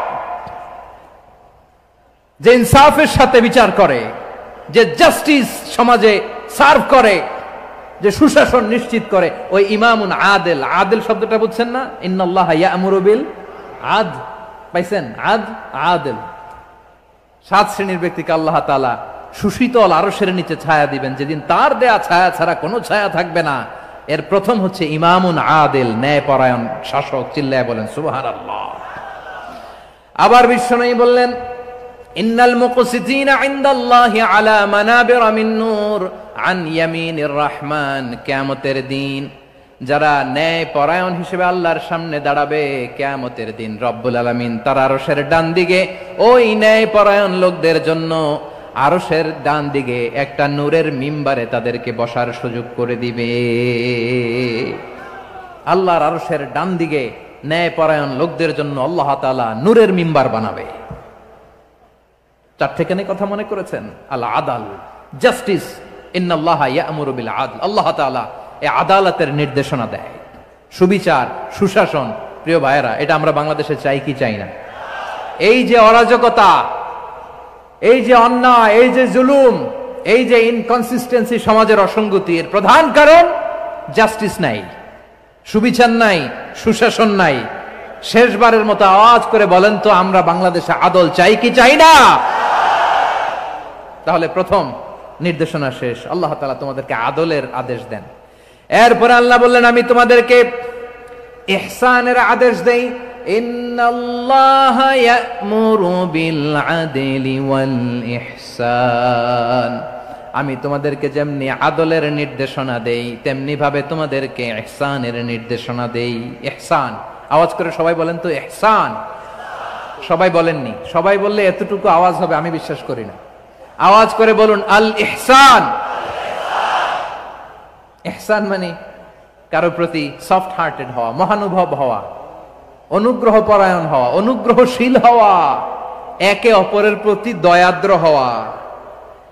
একে অপরের প্রতি দয়াদ্র, অনুগ্রহশীল হওয়া ছাড়া মানবিক সমাজ কঠিনকালেও গঠন করা সম্ভব না। প্রিয় ভাইয়েরা, সুন্দর আচরণ দিয়ে, ইহসান দিয়ে যা জয় করা যায়, নরম আচরণ দিয়ে যেটা অর্জন করা যায়, কঠোরতা দিয়ে সেটা পারা যায় না। বিষ্ণু ঈসা ইসলাম ইহসান দিয়ে, কোমল আচরণ দিয়ে, তার অনুগ্রহ দিয়ে তিনি অনেক কাফিরের হৃদয়কে জয় করে ফেলেছেন। সাইয়েদনা সুমামা ইবনে উসাল রাদিয়াল্লাহু তাআলা আনহুর কথা মনে পড়ে যায়। তিনি ছিলেন ইয়ামামার বাদশা।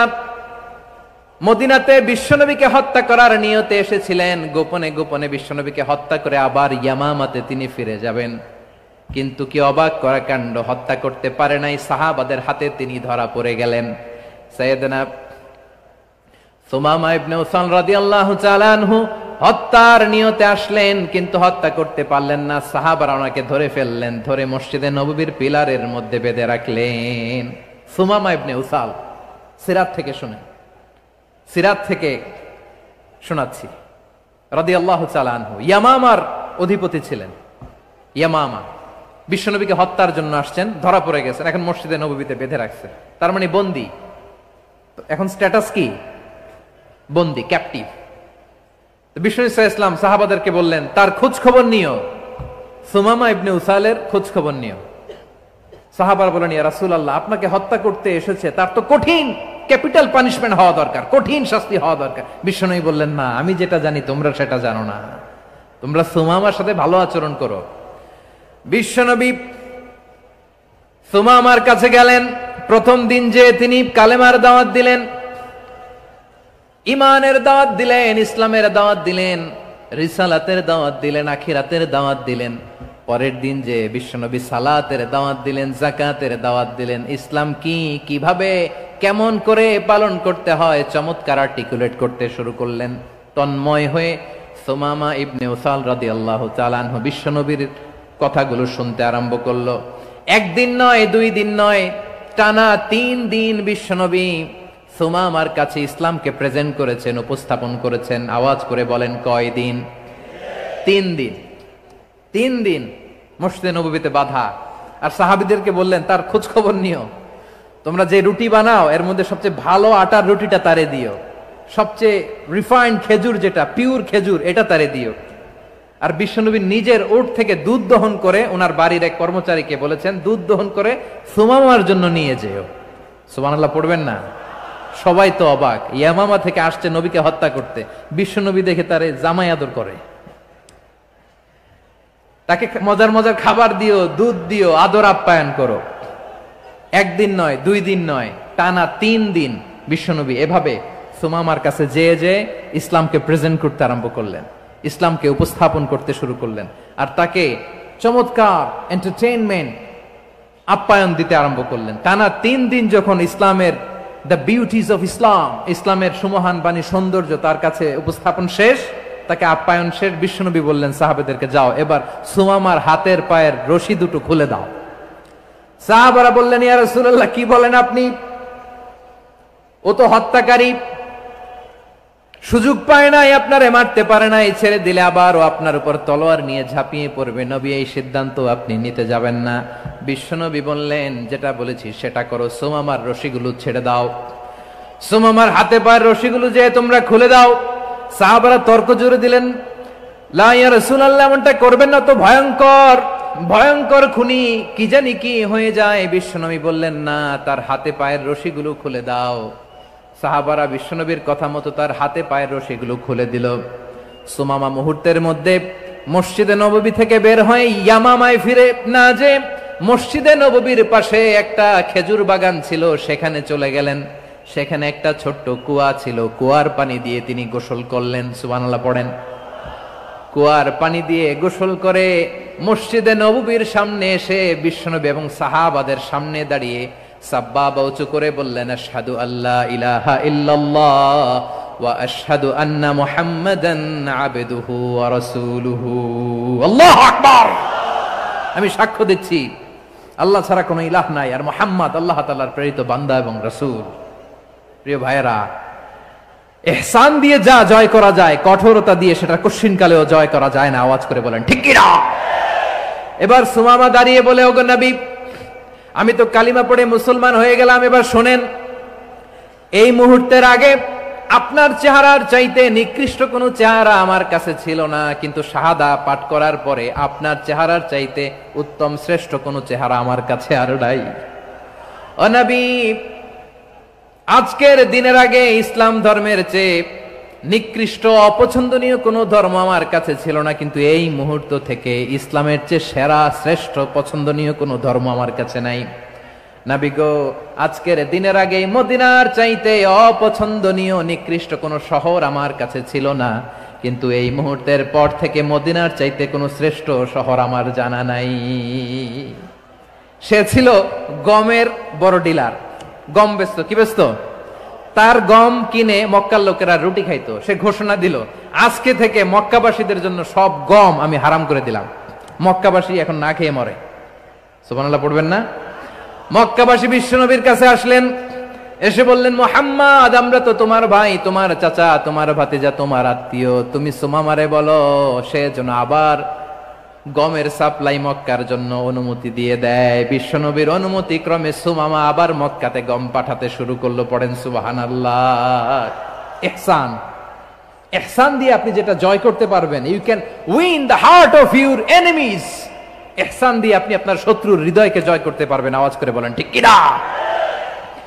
এজন্য আল্লাহ বললেন, ওয়া আনফিকু ফি সাবিলিল্লাহি ওয়া লা তুলকু বিআইদিকুম ইলাত তাহলুকাহ ওয়া আহসিনু ইন্নাল্লাহা ইউহিব্বুল মুহসিনিন।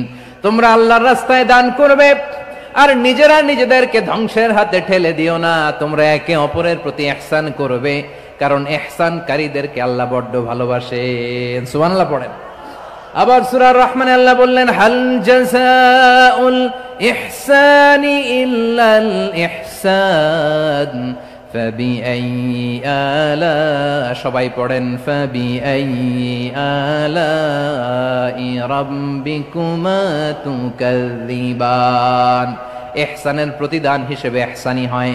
বিশ্বনবী সুমামার প্রতি যেমন ইহসান করেছেন, সুমামাও ঠিক তেমন ইহসান ফিরিয়ে দিয়েছে। ঠিক কিনা বলেন?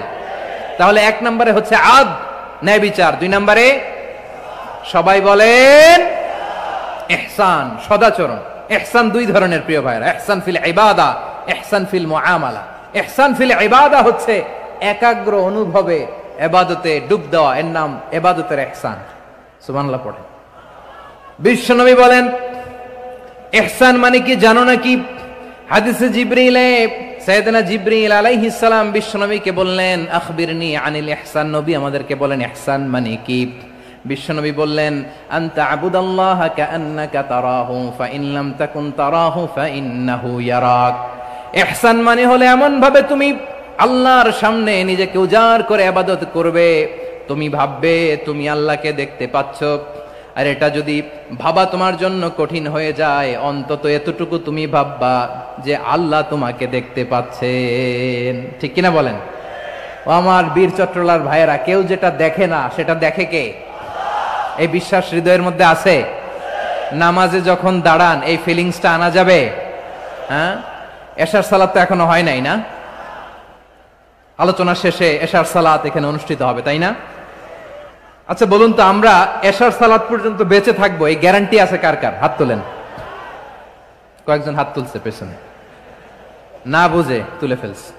এশা পর্যন্ত যে আমরা হায়াত পাবো কোনো গ্যারান্টি আছে? সবাই আওয়াজ করে বলেন, গ্যারান্টি আছে? গ্যারান্টি নাই। এই জন্য বিষ্ণু ইসলাম বলেছে, এমন ভাবে নামাজে দাঁড়াও, ইবাদত করো, মনে করো হতে পারে এটাই আমার জীবনের শেষ নামাজ। Perform the salah as if this is your last and final prayer.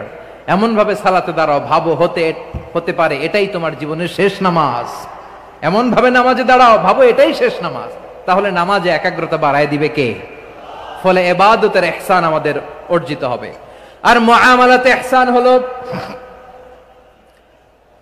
বিশ্বনবী বলেন, ইন্নাল্লাহা তাবারাকা ওয়া তাআলা কাতাবাল ইহসানা আলা কুল্লি শাই, ফাইযা কাতালতুম ফাআহসিনুল কিতলা ওয়া ইযা যাবাহতুম ফাআহসিনুয যাবহা ওয়ালিয়ুহিদ্দা আহাদুকুম শাফরাতাহু ওয়ালিয়ুরিহ যাবিহাতাহু। ইহসান দুই ধরনের, আওয়াজ করে বলতে হবে। কয় ধরনের? সবাই বলুন আওয়াজ করে, কয় ধরনের? একটা হচ্ছে ইহসান ফিল ইবাদা, ইবাদতে ইহসান। ইবাদতে ইহসান কি? একাগ্র অনুভব দিয়ে ইবাদত করা, মন প্রাণ দিয়ে ইবাদত করা। আর মুআমালাতে ইহসান কি? সব কাজে, দৈনন্দিন কাজে, কর্মে, সামাজিক অ্যাক্টিভিটিতে কোমলতা প্রদর্শন করা, অনুগ্রহের সাথে সবকিছু করা। আল্লাহ তাআলা ইন্নাল্লাহা তাবারাকা ওয়া তাআলা কাতাবাল ইহসানা আলা কুল্লি শাই, তিনি সব কিছুর ব্যাপারে ইহসানকে আবশ্যক করেছেন। সবকিছুতে মুমিনের সব কাজে ইহসানের পরশ থাকবে। আচ্ছা, কুরবানির দিন আমরা পশুগুলোরে কি করি বলেন সবাই আওয়াজ করে? জবাই। জবাই মানে তো এটার মেরেই ফেলতেছি, একটু পরে তো টুকরো টুকরো করে গোশতগুলো খাবো, এটা তো খাবো, এটা তো মেরেই ফেলবে। বিষ্ণু বলে না, জবাইয়ের মধ্যেও মুমিনের জবের ভেতরেও ইহসানের পরশ থাকা চাই। যখন জবাই করবে প্রাণীটাকে হাত পা টাইট করে বেঁধে নাও, ছুরিটাকে শার্পেন করে নাও, ধারালো করে নাও, যাতে অল্প সময়ে জবাইটা হয়ে যায়, প্রাণীটা যাতে কম কষ্ট পায়। সুবহানাল্লাহ পড়ে। দিস ইজ কল্ড ইহসান।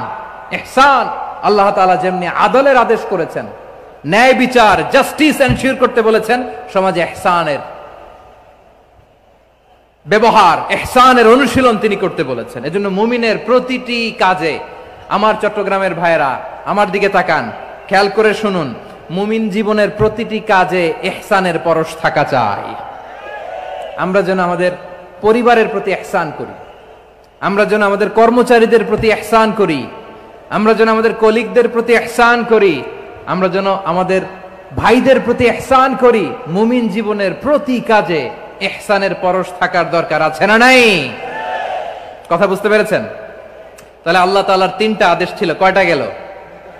ভুলে গেছে, ভুলে গেছে চট্টগ্রাম। তিনটা আদেশের মধ্যে কয়টা বললাম?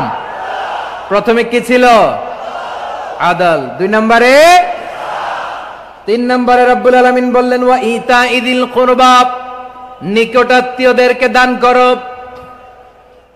নিকট আত্মীয়দেরকে দাও, যারা তোমাদের ব্লাড কানেকশনের আত্মীয় তাদেরকে তোমরা দাও। এখানে জেনারেলি বললেন দাও, কি দিব সেটা তিনি এখানে বলেন নাই, সেটা তিনি সূরাতুল ইসরার মধ্যে বলেছেন। আল্লাহ বলেন ওয়া আতিযাল কুরবা হাক্কাহ, নিকট আত্মীয়দেরকে তাদের অধিকার, তাদের প্রাপ্য তোমরা বুঝিয়ে দাও।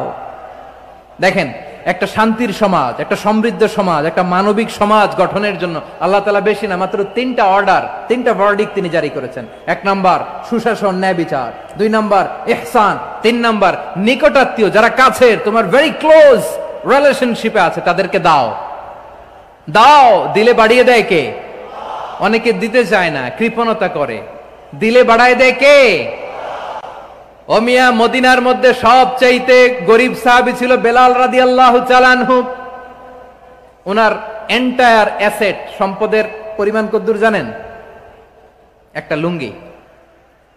বেলাল রাদিয়াল্লাহু তাআলা আনহু, ওনার টোটাল ওয়েলথের এস্টিমেশন হচ্ছে মাত্র একটা লুঙ্গি।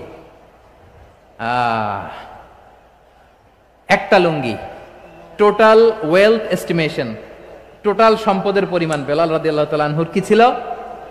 কথা বোঝে নাই বোধহয়, কি ছিল? ওই বেলাল রাদিয়াল্লাহু তাআলা আনহুকে বিষ্ণু ইসলাম বলেছেন আনফিক ইয়া বেলাল, ও বেলাল তুমিও দাও। ওয়ালা তাখশা মিন যিল আরশি ইখলালা, আরশের অধিপতির তো কোনো ঘাটতি নাই, তুমি দিলে ওই আল্লাহ তোমারে বাড়ায় দিবে। এজন্য আমার প্রিয় ভাইয়েরা, দিলে কমে না, দিলে বাড়ে। অনেকে ধরে রাখে, নতুন কিছু নিতে পারে না, হাত দিয়ে যেটা ধরে রেখেছেন এটা দিয়ে দেন, বড় একটা ধরার সুযোগ পাবেন। জোরে বলেন ঠিক কিনা? ধরেন 5 কেজি ওজনের একটা ধরে রাখছেন, এখন 10, এটা না ছাড়লে 10 কেজি ধরতে পারবেন আপনি? আচ্ছা, 10 কেজির জিনিস একটা আছে হাতে, ওইটা যদি ছেড়ে দেন তাইলেই না 15 কেজি ধরতে পারবেন? কথা বলেন ঠিক কিনা? তাহলে দিলে বাড়িয়ে দেয় কে? রব্বুল আলামিন বললেন 3 নাম্বার আদেশ হলো তোমাদের প্রতি সমাজটারে কেমন করে মানবিক সমাজ, সুন্দর সমাজ গড়বা। 3 নাম্বার আদেশ হলো ওয়া আতিদাল কুরবা হাক্কা, নিকটাত্মীয়দেরকে তাদের প্রাপ্য বুঝিয়ে দাও। এই নিকটাত্মীয়দেরকে তাদের অধিকার বুঝিয়ে দেওয়া, প্রাপ্য বুঝিয়ে দেওয়াতে আমাদের গাফলতি আছে না নাই? চট্টগ্রামে নাই? মাশাআল্লাহ আছে, আছে। অনেকে দেখবেন অনেক আল্লাহওয়ালা তাহাজ্জুদ গুজার, সেজদা দিতে দিতে কপালে কালো দাগ ফেলে দিছে, সে তার বোনের হকটা আদায় করে নাই। আছে না নাই? হ্যাঁ, এখানেও আছে। সর্বনাশ। অনেক বড় হাজী সাহেব, বিশাল লম্বা দাড়ি, ছেলেরে সব দিয়ে দিছে, মেয়েরে কিছু দেয় নাই, মেয়ের হক আদায় করে নাই। আছে না নাই? এই হাজী সাহেবেরা, এই আল্লাহওয়ালারা কিয়ামতের ময়দানে আটকে যাবে। আপনি অন্যের অধিকার নষ্ট করেছেন, তাদের রাইটস কে ভায়োলেট করেছেন। এজন্য আল্লাহ তাআলা বলেন, কারো অধিকার যদি কেউ নষ্ট করে, ওই সমাজটা মানবিক সমাজ কঠিনকালেও হতে পারে না। এজন্য 3 নম্বর আল্লাহ বললেন ওয়া ইতা ইদিল কুরবা, নিকটাত্মীয়দেরকে দাও। কি দিবা? তাদের অধিকার দিয়ে দাও। বোনের অধিকার বুঝিয়ে দাও, মেয়ের অধিকার বুঝিয়ে দাও, ফুফুর অধিকার বুঝিয়ে দাও। দেখবেন অনেক মায়েরা ছেলের পাতে মুরগির রান দেয়, মেয়ের পাতে দেয় মুরগির ঠ্যাং। এরকম আছে না নাই? ছেলেরা কি দেয়? মুরগির। মেয়ের পাতে কি দেয়? তো মেয়ের কি মুরগির রান খেতে মনে চায় না? মনে চায় না? এমনটা করা যাবে না। নিকটাত্মীয়দেরকে অধিকার দিয়ে দাও, নিকটাত্মীয়ের সাথে সুসম্পর্ক রাখো। আদেশটা কার? এজন্য প্রিয় ভাইয়েরা, জীবনে যদি বারাকা অর্জন করতে চান, নিকটাত্মীয়দের সাথে সুসম্পর্ক রাখতে হবে, তাদের জন্য উপহার পাঠাতে হবে। বিশ্বনবী বলেন লা ইয়াদখুলুল জান্নাতা কাতে, যে ব্যক্তি আত্মীয়তার সম্পর্ককে ছিন্ন করে দেয়, সে কঠিনকালেও আল্লাহর জান্নাতে ঢুকবে না। আপনি কি এটারে সহজ হাদিস মনে করছেন? এটা সহজ কথা? আপনি ভাবছেন আপনার নামাজ আপনারে বাঁচাতে পারবে, আপনার রোজা বাঁচাতে পারবে, আপনার তাহাজ্জুদ আপনারে বাঁচাতে পারবে? অধিকার নষ্ট করলে কিছুই আপনারে বাঁচাতে পারবে না। এজন্য নিকট আত্মীয়দেরকে দিতে হবে বেশি বেশি। বিশ্বনবী বলেন ইন্না সাদাকাতা আলাল মিসকিনি সাদাকা ওয়া আলা যির রাহিমি ইসনাতান সাদাকাতুন ওয়া সিলা। মিসকিনরে দান করলে শুধু দানের সওয়াব হয়, নিকট আত্মীয়কে দান করলে 2টার সওয়াব হয়। সাদাকার সওয়াব হয়, আবার আত্মীয়তার বন্ধন অটুট রাখার সওয়াব হয়ে যায়। আবার বিশ্বনবী বললেন মান সাররাহু আইয়ুবসাতা লাহু ফি রিজকিহি ওয়া ইউনসালাহু ফি আসারিহি ফালইয়াসিল রাহিমা। যে ব্যক্তি তার রিজিকের প্রশস্ততা চায় আর হায়াতে বরকত চায়, সে যেন তার আত্মীয়ের সাথে সুসম্পর্ক রাখে। আমার প্রিয় চট্টলার ভাইয়েরা, আমাদের রিজিক বাড়ুক, এটা আমরা চাই কি চাই না?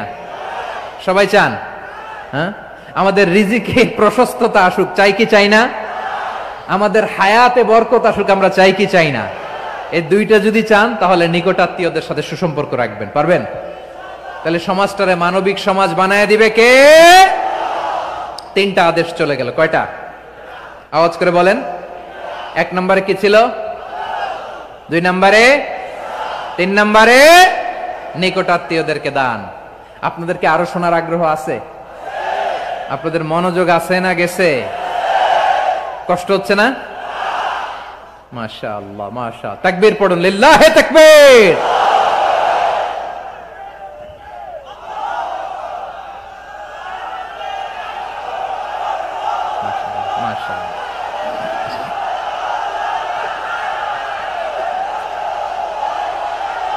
আমার প্রিয় ভাইয়েরা, আল্লাহ তাআলা 3টা জিনিসের যেমনি আদেশ করেছেন, অনুরূপভাবে 3টা বিষয় তিনি বারণ করেছেন। নিষেধ করেছেন, ওগুলোর কাছেও যাওয়া যাবে। শুনবেন শুনবেন, রাব্বুল আলামিন বলেন ওয়ায়ানহা আনিল ফাহশাই ওয়াল মুনকারি ওয়াল বাগি। আমি যেমনি তিনটি বিষয়ে আদেশ করলাম, অনুরূপভাবে তিনটি বিষয়ে বারণ করলাম, নিষেধ করলাম। আমার এক নাম্বার নিষেধাজ্ঞা হলো অশ্লীলতার প্রতি। ফাহশা, ওয়ায়ানহা আনিল ফাহশা, আল্লাহ তাআলা অশ্লীলতাকে নিষেধ করেছেন। কোন জিনিসকে? সবাই বলুন, কোন জিনিসকে? যত ধরনের, যত টাইপের, যত ক্যাটাগরির অশ্লীলতা হতে পারে সব অশ্লীলতাকে হারাম করেছেন কে? ফাহশা মানে কি? কথায়, কাজে, আচরণে, কমেন্ট, ফেসবুকের কমেন্টসে যত ধরনের নোংরামো আছে, যত ধরনের অশ্লীলতা আছে, এটাকে আরবিতে বলে ফাহশা। এটাকে কি বলে? রাব্বুল আলামিন বলেন কুল ইন্নামা হারামা রাব্বিয়াল ফাওয়াহিশা মা যাহারা মিনহা ওয়া মা বাতান। ও নবী, আপনি বলে দেন আমার রব প্রকাশ্য, অপ্রকাশ্য, স্পষ্ট কিংবা অস্পষ্ট, দৃশ্যমান কিংবা অদৃশ্যমান সব অশ্লীলতাকে হারাম করেছেন। সব ধরনের অশ্লীলতা হারাম, সব ধরনের। আল্লাহ তাআলা আমাদেরকে অশ্লীলতা থেকে বাঁচান, অশ্লীলতা থেকে তিনি আমাদেরকে হেফাজত করুক। পড়েন আমিন। এবার বলেন, আমাদের সমাজে অশ্লীলতা আছে না নাই? চট্টগ্রামে নাই? আমি কই নাই, ওনারা বলে আছে। দেখছেন, আমি সামহাও বাঁচায় দেওয়া ট্রাই করতেছি, আমি সামহাও বাঁচায় দেওয়া ট্রাই করতেছি, ওনারা বলে আছে। অশ্লীলতা নানা ভাবে, নানা নামে, নানা মোড়কে আমাদের সমাজে আছে না নাই? সংস্কৃতির নামে, ফ্যাশনের নামে, বিনোদনের নামে, উপন্যাসের নামে, কনসার্টের নামে অশ্লীলতা আছে না নাই? আপনি দেখেছেন কনসার্টগুলোর অবস্থা? এই যে আতিফ আসলাম যে আসছে আমাদের দেশে, তারপর কে কে আসছে, আমাদের তরুণ তরুণীরা, আমাদের যুবক যুবতীরা, আমাদের জেনজিরা, কি অবস্থা ওইখানে? হ্যাঁ, কি অবস্থা? কে বাঁচাবে ওদের? কে রক্ষা করবে ওদের ইমানের, ওদের চরিত্রের হেফাজতের গ্যারান্টি কে দিবে? কনসার্টের নামে অশ্লীলতা আছে না নাই? ছেলে মেয়ে একে অপরকে জড়ায় ধরতেছে, একে অপরকে চুমো খাচ্ছে, প্রকাশ্যে, দিবালোকে, গণমানুষের সামনে। আল্লাহ তাআলা এই অশ্লীলতা থেকে আমাদেরকে বেঁচে থাকতে বলেছেন, বেঁচে থাকতে বলেছেন। রূপালী জগতের নামে অশ্লীলতা আছে না নাই? এই টার্মটা আপনারা জানেন না? রূপালী জগৎ কি জগৎ? আসলে কি রূপালী জগৎ না অন্ধকার জগৎ? আমার বোনেরা, আপনাদেরকে যে কি বলে তারা বুঝায়, রূপালী জগৎ শুনেই আপনি ভরকে যাবেন না। রূপালী জগতে যে নারী যত বেশি উলঙ্গ, সে নাকি তত বেশি সাহসী। জানেন, বলে এটা একটা সাহসী নারী, খুব সাহসী পদক্ষেপ তার।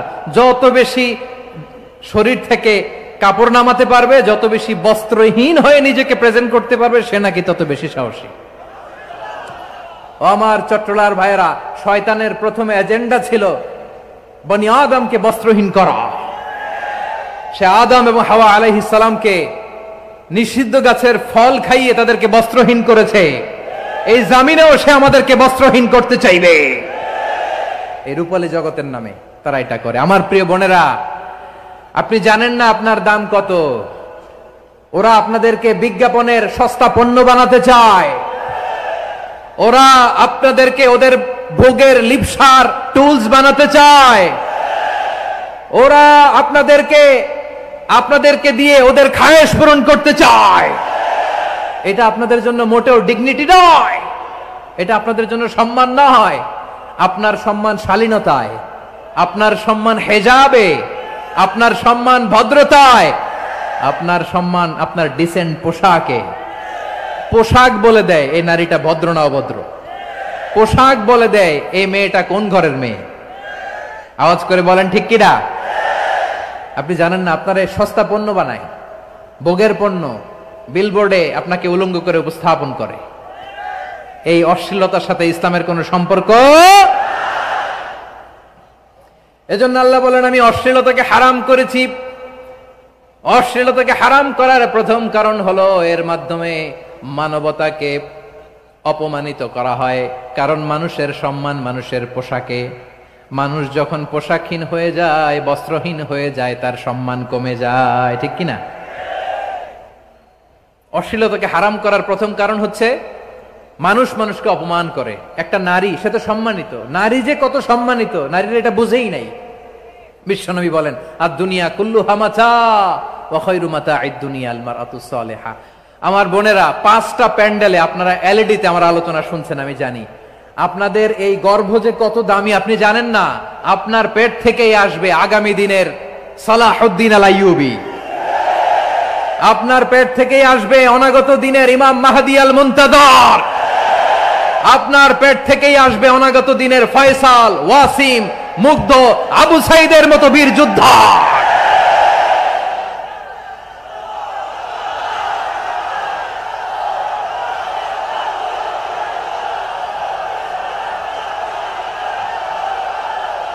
আমার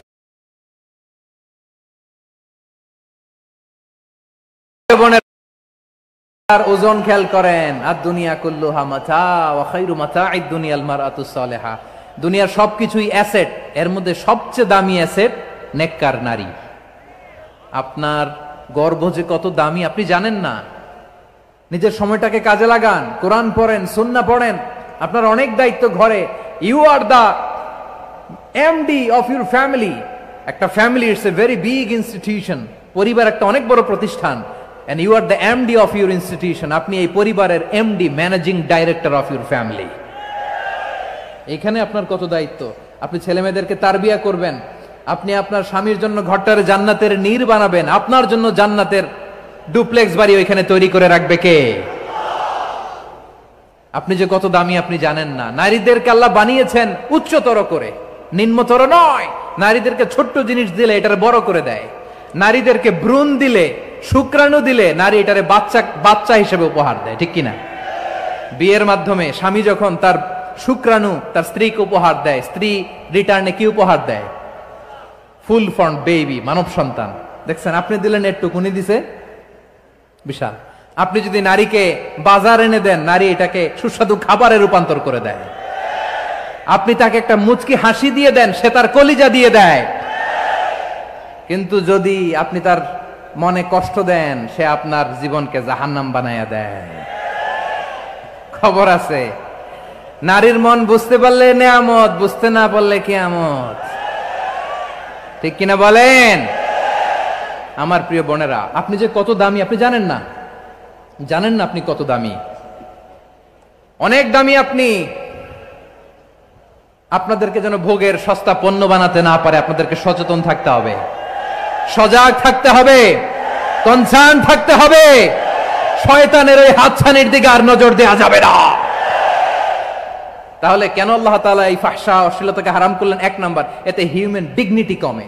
2 নাম্বার, এতে মানুষের অধিকার নষ্ট হয়। আপনি বিয়ে করেছেন, এরে পরকিয়া করেন, ওর সাথে এরকম আছে না নাই? স্ত্রীর অধিকার নষ্ট করেছেন। আপনি বিবাহ সম্পর্কে আবদ্ধ হয়েছেন তার সাথে, আপনি পরকিয়া করেন ওই ছেলের সাথে, আপনি আপনার হাজবেন্ডের সাথে বিট্রে করেছেন। এজন্য আল্লাহ অশ্লীলতাকে হারাম করেছে। অশ্লীলতাকে হারাম করার আরেকটা কারণ হচ্ছে আল্লাহ তাআলা এই হিউম্যান জেনারেশনকে এটাকে প্রিজার্ভ করতে চায়। হিফজুন নাসল, এটা মাকাসিদুশ শরিয়ার অনেক গুরুত্বপূর্ণ একটা মাকাসিদ, অনেক গুরুত্বপূর্ণ। আপনার নাসল, আপনার জেনারেশনকে সংরক্ষণ করা। এই যে আসতেছে ফেব্রুয়ারি, কত ফেব্রুয়ারি জানো? এটা কি বিশ্ব ভালোবাসা দিবস? হ্যাঁ, কি দিবস? এই বিশ্ব ভালোবাসা দিবসের সাথে মুসলমানদের কোনো সম্পর্ক নাই। আমার প্রিয় ভাইরা, এই যে আপনি অবৈধ সম্পর্কে জড়ালেন, কেন আল্লাহ অশ্লীলতাকে হারাম করেছে দেখেন। বলতেছিলাম যে এটা আপনার নাসল, আপনার জেনারেশন, আপনার লিনিয়েজ, আপনার বংশকে প্রিজার্ভ করা। কে কার বাবা, কে কার মা, বাবা মা জানা, প্রজন্মকে প্রিজার্ভ করা, এটা ইসলাম ওয়াজিব করে দিয়েছে। এই যে অবৈধ সম্পর্কের কারণে, বিশ্ব বেহায়া দিবসের কারণে, এগুলোর আউটপুট হিসেবে মাঝে মাঝে ঢাকা মেডিকেলের ডাস্টবিনে নবজাতকের বাচ্চার কান্নার আওয়াজ শুনতে পাওয়া যায়। চট্টগ্রাম মেডিকেলের ডাস্টবিনে নবজাতকের কান্না শুনতে পাওয়া যায়। বীর চট্টলার মুসলমানেরা বুঝতে পারলে আওয়াজ করে বলেন, এই যে চট্টগ্রাম মেডিকেলে যে নবজাতকটা পাওয়া গেল, ওর বাবাকে আমাকে বলেন, ওর বাবাকে, ওর মাকে, ও কোন ফ্যামিলির সন্তান কেউ জানে? আপনি হিউম্যান ডিগনিটিকে অপমান করেছেন না? আপনি তার ভবিষ্যৎকে অন্ধকার করেছেন না?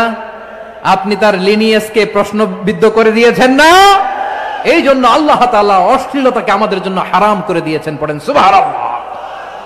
এই জন্য রব্বুল আলামিন বলেন, কুল ইন্নামা হারামা রাব্বিয়াল ফাওয়াহিশা মা যাহারা মিনহা ওয়া মা বাতান। প্রকাশ্য অপ্রকাশ্য সব অশ্লীলতাকে হারাম ঘোষণা করে দিয়েছে কে? আবার দুনিয়ার বুকে যারা অশ্লীলতার প্রসার করে তাদের জন্য শাস্তি মজুদ রেখেছে কে? রব্বুল আলামিন বলেন, ইন্নাল্লাযীনা ইউহিব্বুনা আন তাশিআল ফাহিশাতু ফিল্লাযীনা আমানু লাহুম আযাবুন আলীমুন ফিদ দুনিয়া ওয়াল আখিরাতি ওয়াল্লাহু ইয়ালামু ওয়া আনতুম লা তা'লামুন। নিশ্চয়ই যারা বিশ্বাসীদের মাঝে অশ্লীলতার প্রচার প্রসার করতে চায় তাদের জন্য আমি মর্মন্তুদ শাস্তি প্রস্তুত করে রেখেছি, দুনিয়াতেও রেখেছি, আখিরাতেও রেখেছি। ঘোষণাটা কার? যারাই নাটকের নামে, সিনেমার নামে, রূপালী জগতের নামে, মুভির নামে, ওটিটি প্ল্যাটফর্মের নামে আমার সমাজে অশ্লীলতা ছড়াতে চায় তাদের জন্য কঠিন মর্মন্তুদ শাস্তি মজুদ রেখে দিয়েছে কে? ও আমার বোনেরা, এখনো আপনি জাগবেন না?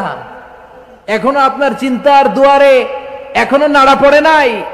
ওরা আপনাকে উলঙ্গ বানাতে চায়, ওরা আপনাকে আইটেম গার্ল বানাতে চায়। এজন্য ইসলাম অশ্লীলতাকে হারাম করেছে। হারাম। ইসলাম বলেছে যোজন যোজন দূরে থাকো, ওরা বলে না কাছে আসো, কাছে আসার গল্প, ক্লোজ আপ ওয়ান, কাছে আসার গল্প আছে না নাই? চট্টগ্রামে তো এগুলো নাই মাশাআল্লাহ। হ্যাঁ, এখানেও আছে ক্লোজ আপ ওয়ান, কাছে আসার গল্প। আল্লাহ বলেন ওয়ালা তাকরাবুজ জিনা, কাছেও এসো না, জিনা থেকে যোজন যোজন কিলো দূরে থাকো, ওরা বলে কাছে আসার গল্প। আমার বীর চট্টলার ভাইয়েরা, কাছে আসতে হলে আমরা কোরআনের কাছে আসব, কাছে আসতে হলে নবীর কাছে আসব, কাছে আসার গল্প হবে আমার রবের কাছে আসার গল্প। চিল্লায় বলো ঠিক কিনা?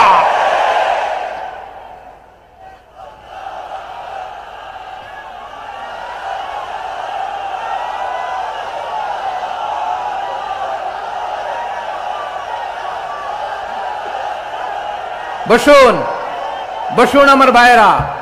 তাহলে অশ্লীলতার সাথে আমাদের কোনো সম্পর্ক? সবাই বলতে পারেননি, আওয়াজ করে বলুন, অশ্লীলতার সাথে আমাদের কোনো সম্পর্ক? আমরা এই সমস্ত ক্লোজ আপ ওয়ান, কাছে আসার গল্পের প্রোগ্রামে যাব? আমরা কোন ধরনের অশ্লীল কন্টেন্ট সোশ্যাল মিডিয়ায়, টিভিতে দেখব? কি যুগ যে আমরা কাটাচ্ছি আপনি কল্পনা করতে পারবেন না। আমি যুক্তরাষ্ট্রে ছিলাম অনেকদিন, কয়েক মাস, বিভিন্ন স্টেটে ঘুরেছি। গার্ডিয়ানরা উদ্বিগ্ন, ছেলে মেয়েদেরকে, ছোট্ট ছেলে মেয়ে, ওদেরকে জিজ্ঞেস করে তুমি how do you feel right now inside yourself, তুমি ভিতরে ভিতরে কেমন ফিল করো, তোমার কি ছেলে ছেলে লাগে না মেয়ে মেয়ে লাগে? আচ্ছা বলেন, এই ছোট্ট বাচ্চাটাও কি এগুলো জেন্ডার অ্যাসাইনমেন্ট বলতে এগুলো কিছু বুঝে? এইভাবে মিসগাইড করা হচ্ছে। কৌতূহল বশত ছোট্ট ছেলে যদি বলে আমার তো মেয়ে মেয়ে লাগে, তখন বলে যে না তুমি মেয়ে, ছেলে না। মা বাবা বাধা দিলে ওকে আলাদা গভর্নমেন্ট হাউসে নিয়ে যায়। ভয়ঙ্করতম অবস্থা। আমরা একটা সময় শুনতাম যে হুজুর আমার ছেলেটা খুব ভালো, হাফেজে কোরআন, আল্লাহওয়ালা। হুজুর আমার ছেলে দাড়ি রাখছে, আল্লাহওয়ালা। হুজুর আমার ছেলে 5 ওয়াক্ত সালাত জামাতের সাথে পড়ে, তার মানে আল্লাহওয়ালা। পশ্চিমে যে আমি কি শুনছি জানেন? ওরা বলে হুজুর আমার ছেলেটা ইউনিভার্সিটির একটা মেয়ের সাথে প্রেম করে, ও খুব আল্লাহওয়ালা, হুজুর দোয়া করবেন। এর কারণ ওদের কাছে আল্লাহওয়ালার ক্রাইটেরিয়া হচ্ছে হুজুর আমার ছেলেটা আরেক ছেলের পছন্দ করে নাই, আমার মেয়েটা আরেক মেয়েকে ভালোবাসে নাই, এজন্য আমার ছেলেটা আল্লাহওয়ালা, হুজুর ওর জন্য একটু দোয়া করে দিয়েন। কি চ্যালেঞ্জ ওরা ফেস করতেছে। ওনার ছেলে যে আরেক ছেলেরে বিয়ে করবে না, এটাতেই উনি খুশি যে আলহামদুলিল্লাহ আমার ছেলেটা একটা মেয়েরে ভালোবাসে, আমার মেয়েটা একটা ছেলেরে ভালোবাসে, মানে এটা খুব আল্লাহওয়ালা। নাউজুবিল্লাহ পড়তে পারলেন না? এজন্য অশ্লীলতার সাথে আমাদের কোনো সম্পর্ক। রাব্বুল আলামিন বলেন ওয়ায়ানহা আনিল ফাহশাই ওয়াল মুনকারি ওয়াল বাগি, তিনটা জিনিসকে আমি নিষিদ্ধ করলাম। এক নাম্বার হলো ফাহশা, অশ্লীলতা। দুই নম্বরে হলো মুনকার, সমস্ত মন্দ কাজ। আপনাদের মনোযোগ আছে না? শেষ করে দিব? আর 2-1 মিনিট শুনবেন? আচ্ছা বলি তাহলে, আর 2-1 মিনিট। তাহলে নিষেধাজ্ঞা জারি করেছেন তিনটা জিনিসের উপর। এক নাম্বার কি? ফাহশা, অশ্লীলতা। দুই নাম্বার মুনকার। মুনকার মানে হচ্ছে যত মন্দ কাজ, খারাপ কাজ, বাজে কাজ, এটার বলে মুনকার। এটার কি বলে? আপনারা পড়ছেন না, তা'মুরুনা বিল মা'রুফি ওয়া তানহাউনা আনিল মুনকার। ভালো কাজের আদেশ, সৎ কাজের আদেশ, অসৎ কাজের নিষেধ। মুনকার, মুনকার হচ্ছে মানুষের স্বাভাবিক বিবেকবোধ যেটাকে খারাপ বলে, ওইটাই মুনকার। পৃথিবীর সব আসমানি গ্রন্থ যেটাকে খারাপ বলেছে, মানুষের স্বাভাবিক বিবেকবোধ যেটাকে খারাপ বলেছে, এগুলো সব মুনকার।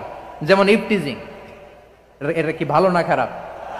মজুদদারি, খাদ্যে ভেজাল দেওয়া, ওজনে কম দেওয়া, মাছে ফরমালিন মিশানো, চাঁদাবাজি, টেন্ডারবাজি, দখলবাজি, এগুলো আমাদের স্বাভাবিক বিবেকেই বলে এগুলো খারাপ, এগুলো হচ্ছে মুনকার।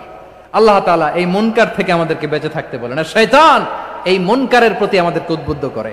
আল্লাহ তাআলা বললেন, ইয়া আইয়ুহাল্লাযীনা আমানু লা তাত্তাবিউ খুতুওয়াতিশ শাইতান ফাইন ওয়া মান ইয়াত্তাবি' খুতুওয়াতিশ শাইতানি ফাইন্নাহু ইয়া'মুরু বিল ফাহশাই ওয়াল মুনকার। আল্লাহ বললেন, আমার গোলামেরা শোনো শোনো, ও আমার বিশ্বাসী বান্দারা খবরদার, তোমরা কশিনকালেও শয়তানের পদাঙ্ক অনুসরণ করবে না, কারণ শয়তান তোমাদেরকে অশ্লীলতা এবং মন্দ কাজের দিকে উদ্বুদ্ধ করে। আমাদের কাজ হচ্ছে শয়তান আমাদেরকে যেদিকে নিতে চায় আমরা তার উল্টা দিকে যাব, ঠিক কিনা বলে? শয়তান এই মন্দ কাজকে আমাদের কাছে বিউটিফাই করে, চাকচিক্যময় করে আমাদের সামনে উপস্থাপন করে। এজন্য আল্লাহ বলেন মুনকারকে থামাতে হবে, মুনকার প্রতিরোধ করতে হবে। মুনকার প্রতিরোধের দায়িত্ব শুধু আমাদের নাকি? শুধু আপনার খতিব সাহেবের, ইমাম সাহেবের, নাকি মুসলিম উম্মার সবার? আওয়াজ করে বলুন, মুনকার, অসৎ কাজ প্রতিরোধের দায়িত্ব কার? রাব্বুল আলামিন বলেন, কুনতুম খায়রা উম্মাতিন উখরিজাত লিন-নাসি তা'মুরুনা বিল মা'রুফি ওয়া তানহাউনা আনিল মুনকার। তোমাদেরকে শ্রেষ্ঠ জাতি করে জমিনের মধ্যে আবির্ভূত করা হয়েছে, যাতে করে তোমরা জমিনের ভেতরে সৎ কাজের আদেশ করতে পারো আর অসৎ কাজের নিষেধ করতে পারো। উম্মাহ, কুনতুম খায়রা, তাহলে গোটা উম্মার দায়িত্ব, এটা বুঝতে পারছেন তো? আচ্ছা, আরো নিচে আসেন। এরপরে আল্লাহ বললেন, শুধু উম্মাহ না, এই জমিনের রাজত্ব আমি যাদের হাতে দেই, এই জমিনের মালিক আমি যাদেরকে বানিয়ে দেই, যাদেরকে আমি সরকারের দায়িত্ব দেই, তাদেরকেও মুনকার প্রতিরোধের দায়িত্ব দিয়েছে কে? আল্লাহ বলেন, যারা ক্ষমতার মসনদে বসেছে তাদেরকে 4 দফা কর্মসূচি আমি আল্লাহ দিলাম। আওয়াজ করে বলেন, কয় দফা? আল্লাহ বলেন, আল্লাযীনা ইম্মাক্কান্নাহুম ফিল আরদি আকামুস সালাতা ওয়া আতাউয যাকাতা ওয়া আমারু বিল মা'রুফি ওয়া নাহাউ আনিল মুনকার ওয়ালিল্লাহি আকিবাতুল উমুর। যারা এই জমিনের উত্তরাধিকার হয়েছে তারা 4 দফা কর্মসূচি নিয়ে সামনে আগাবা। সালাত কায়েম করবা, যাকাত আদায় করবা, সৎ কাজের আদেশ দিবা, অসৎ কাজ থেকে মুনকার প্রতিরোধ করবা। আদেশটা কার? আমার প্রিয় চট্টলার ভাইরা, পুরো উম্মার দায়িত্ব মুনকার প্রতিরোধ করা, সরকার প্রধানের দায়িত্ব মুনকার প্রতিরোধ করা। এরপর আল্লাহ বলেন, প্রতিটা ফ্যামিলির যিনি প্রধান, সিইও, বাবা, প্রত্যেক বাবারও দায়িত্ব এই মুনকার প্রতিরোধ করা। আওয়াজ করে বলেন ঠিক কিনা? যেমনটি সাইয়েদনা লুকমান আলাইহিস সালাম ওনার কলিজার টুকরা সন্তানকে আদেশ করেছেন, ইয়া বুনাইয়া আকিমিস সালাতা ওয়া'মুর বিল মা'রুফি ওয়ানহা আনিল মুনকার। পড়েন সুবহানাল্লাহ। বাবা ছেলেকে সবক দিচ্ছে। কে সবক দিচ্ছে? কাকে? লুকমান আলাইহিস সালাম ছেলেকে বলতেছে, ওরে আমার কলিজার টুকরা সন্তান, ওরে আমার বাছা, নামাজ কায়েম করবা, সৎ কাজের আদেশ দিবা, আর মুনকার প্রতিরোধ করবা, অসৎ কাজ সমাজ থেকে খারাপ কাজকে ঝেঁটে বিদায় করে দিবা। তাহলে দেখেন আমি স্টেপ বাই স্টেপ নামলাম। পুরা উম্মার দায়িত্ব, জমিনের উত্তরাধিকারী আল্লাহ যাদেরকে বানিয়েছেন সরকার, তাদের দায়িত্ব, প্রতিটি ফ্যামিলির প্রধানের দায়িত্ব। এরপরে বিশ্বনবী বলেন সচেতন প্রতিটি মুসলিমের দায়িত্ব সমাজ থেকে মুনকারকে উৎখাত করা। বিশ্বনবী বলেছেন মান রাআ মিনকুম মুনকারান ফালিয়ুগাইয়িরহু বিয়াদিহি ফাইন লাম ইস্তাতি ফাবিলিসানিহি ওয়া ইন লাম ইস্তাতি ফাবিকলবিহি ওয়া যালিকা আযআফুল ঈমান। সমাজে যে মুনকার দেখবে, খারাপ কাজ দেখবে, সে যেন হাত দিয়ে সেটাকে থামায়। কি দিয়ে? আপনাদের তো হাত নাই না? হাত আছে, হাত আছে। ওরা যেই হাত দিয়ে অন্যায় করে ওইটা প্রতিরোধের জন্য আমাদেরও হাত আছে না নাই? থামাতে হবে, থামাতে হবে।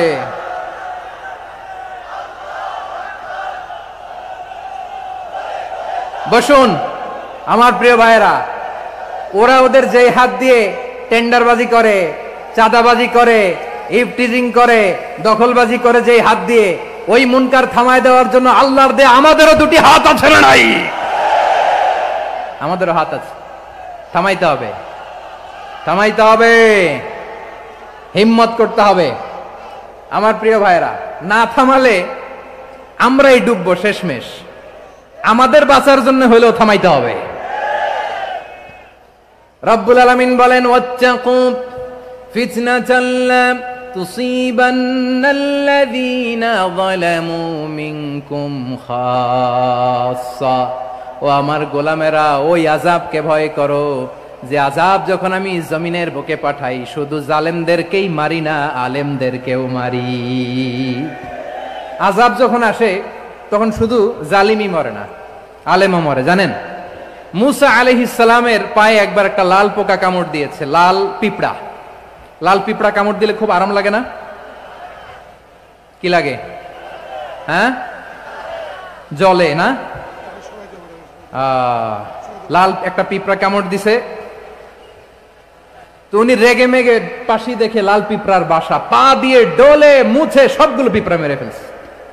এই ঘটনাটা আল্লাহ ঘটিয়েছেন এজন্য মুসা আলাইহিস সালাম ছিলেন কালিমুল্লাহ, সরাসরি আল্লাহর সাথে কথা বলতেন। তিনি আল্লাহকে জিজ্ঞেস করেছিলেন, আল্লাহ তুমি যখন কোন জনপদে আযাব পাঠাও, শাস্তি দাও, ওখানকার শুধু জালেমরাই তো মরে না, ভালো মানুষগুলাও মরে, তো আযাব দিবা মুশরিকদের উপর দিবা, অবাধ্যদের উপর দিবা, ভালো মানুষগুলারে মারো কেন? আল্লাহ বললেন, মুসা তোমার যে কামড় দিছিল পায়ের মধ্যে পিঁপড়া, কয়টা পিঁপড়া? জোরে বলেন। একটা পিঁপড়া, সবগুলারে মারলা কেন? রেগে মেগে পুরো পিঁপড়ার বাসা ভেঙে মেসাকার করলা কেন? এই মুসা, আমি যখন অ্যাকশনে যাই, আমি যখন শাস্তি দেই, তখন এত বাস বিচার করা হয় না, বাস বিচার করা যায় না। যখন অ্যাকশনে যাওয়া হয় ওইটা ডাইরেক্ট অ্যাকশন হয়ে যায়। চিল্লায় বলো ঠিক কি না? এজন্য আমাদের বাঁচার জন্য হলেও এই পাপ থামাতে হবে, এই শয়তানের অট্টহাসি থামাতে হবে, অন্যায় অপরাধ সমাজ থেকে আমাদের থামাতে হবে। কারণ আযাব আসলে ওরাও মরবে, আমরাও মরব। একটা জাহাজ 2 তলা, আপনি আছেন 2য় তলায়, শুনতেছেন? শুনতেছেন? জাহাজ কয় তলা? আপনি কোন তলায়? 2য় তলায়। নিচের তলার কিছু লোক জাহাজের তলা ছিদ্র করতে আরম্ভ করছে। কি ছিদ্র করতেছে? আচ্ছা, জাহাজের তলা ছিদ্র করলে তলা দিয়ে কি ঢুকে?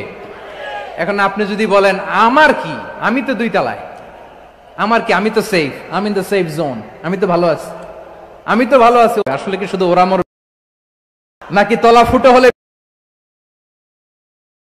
আপনারও শরীর সমাধি হবে?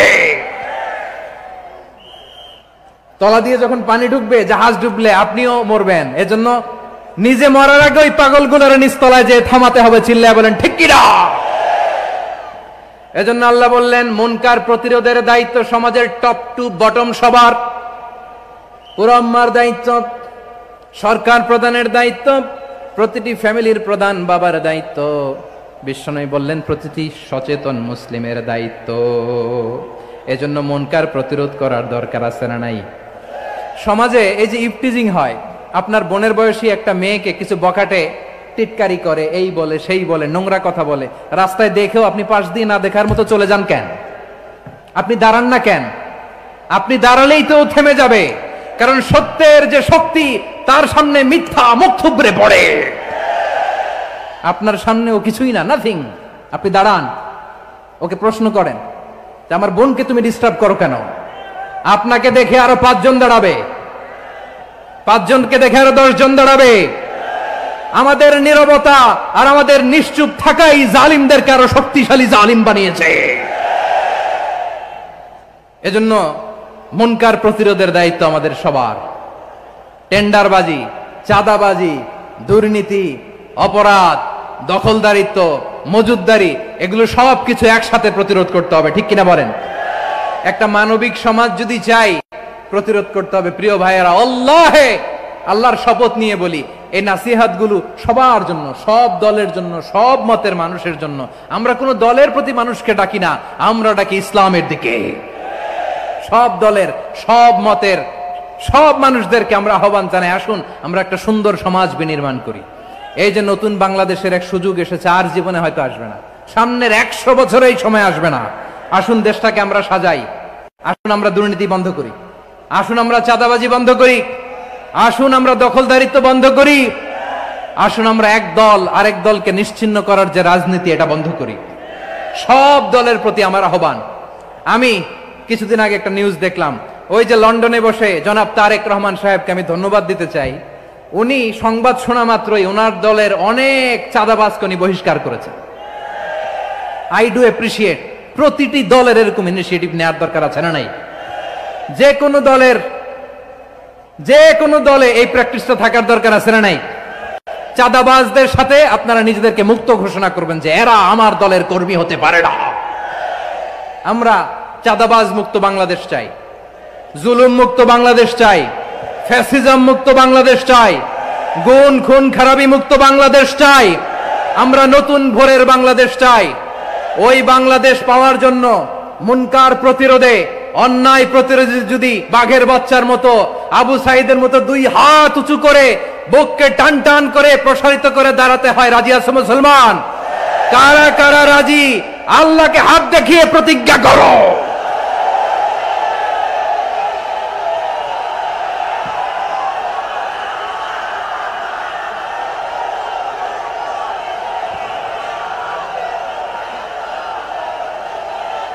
আমার প্রিয় ভাইয়েরা, বসুন বসুন আমার ভাইয়েরা। রাব্বুল আলামিন বলেন, ওয়ায়ানহা আনিল ফাহশাই ওয়াল মুনকারি ওয়াল বাগি ইয়াইদুকুম লাআল্লাকুম তাযাক্কারুন। বসুন। আল্লাহ বললেন, আমি অশ্লীলতাকে নিষেধ করি, আমি সব ধরনের মন্দ কাজকে নিষিদ্ধ করি, সব শেষে আমি সীমা লঙ্ঘনকে তোমাদের জন্য নিষিদ্ধ করি। আলোচনা মনে আছে তো? না ভুলে গেছেন? নিষিদ্ধ করেছেন কয়টা জিনিস?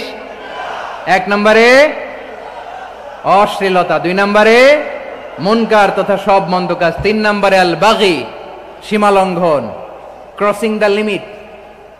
সীমা লঙ্ঘন করা ভালো না। We all should know our limits. চিল্লায় বলেন ঠিক কিনা?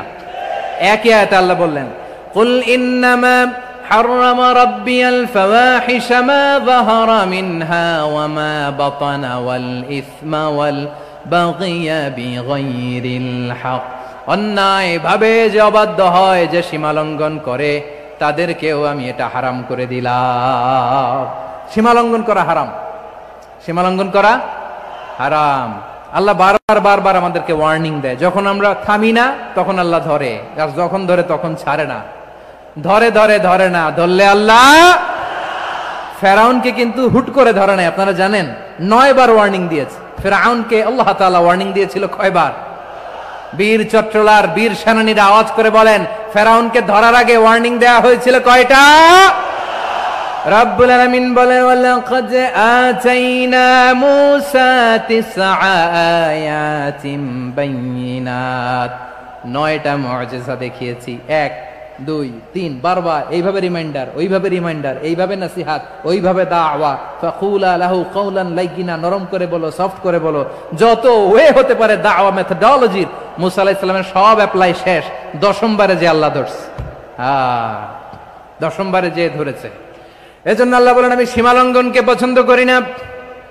কোরআনের অন্য আয়াতে বাগীকে বলা হয়েছে আল ইতিদা, সীমা লঙ্ঘন যারা করে তাদেরকে আল্লাহ বলেছেন মুতাদিন। وقاتلوا في سبيل الله الذين يقاتلونكم ولا تعتدوا إن الله لا يحب المعتدين। আমি সীমা লঙ্ঘনকারীদেরকে কঠিনকালেও পছন্দ করি না। আমরা যেন সীমা লঙ্ঘন না করি, রাজি আছেন তো? যে কোনো ক্ষেত্রে ইবাদতে যেন সীমা লঙ্ঘন না করি। অনেকে আমরা ইবাদতে সীমা লঙ্ঘন করে ফেলি। বিশ্বনবী সাল্লাল্লাহু আলাইহি ওয়াসাল্লাম যেটা শিখিয়েছেন এর বাইরে যে অতিরিক্ত বুজুর্গ হতে চায় এরকম আছে না নাই? করা যাবে না, কোনো ক্ষেত্রেই সীমা লঙ্ঘন করা যাবে, এমনকি যুদ্ধ ক্ষেত্রেও না। বিশ্বনবী সাল্লাল্লাহু আলাইহি ওয়াসাল্লাম বলেন খবরদার যুদ্ধ ক্ষেত্রেও সীমা লঙ্ঘন করো না। কি সুন্দর ইসলাম আমরা পেয়েছি। বিশ্বনবী বলেন খবরদার যুদ্ধের ময়দানে কোনো নারীর গায়ে হাত তোলো না, কোনো শিশুর গায়ে হাত তোলো না, কোনো গবাদি পশু হত্যা করো না, কোনো শস্য ক্ষেত্র ধ্বংস করো না, ইবাদতরত অন্য ধর্মের কোনো সন্ন্যাসীর গায়ে হাত তোলো না। বলেন সুবহানাল্লাহ। তাহলে আমরা সীমা লঙ্ঘন করতে পারবো?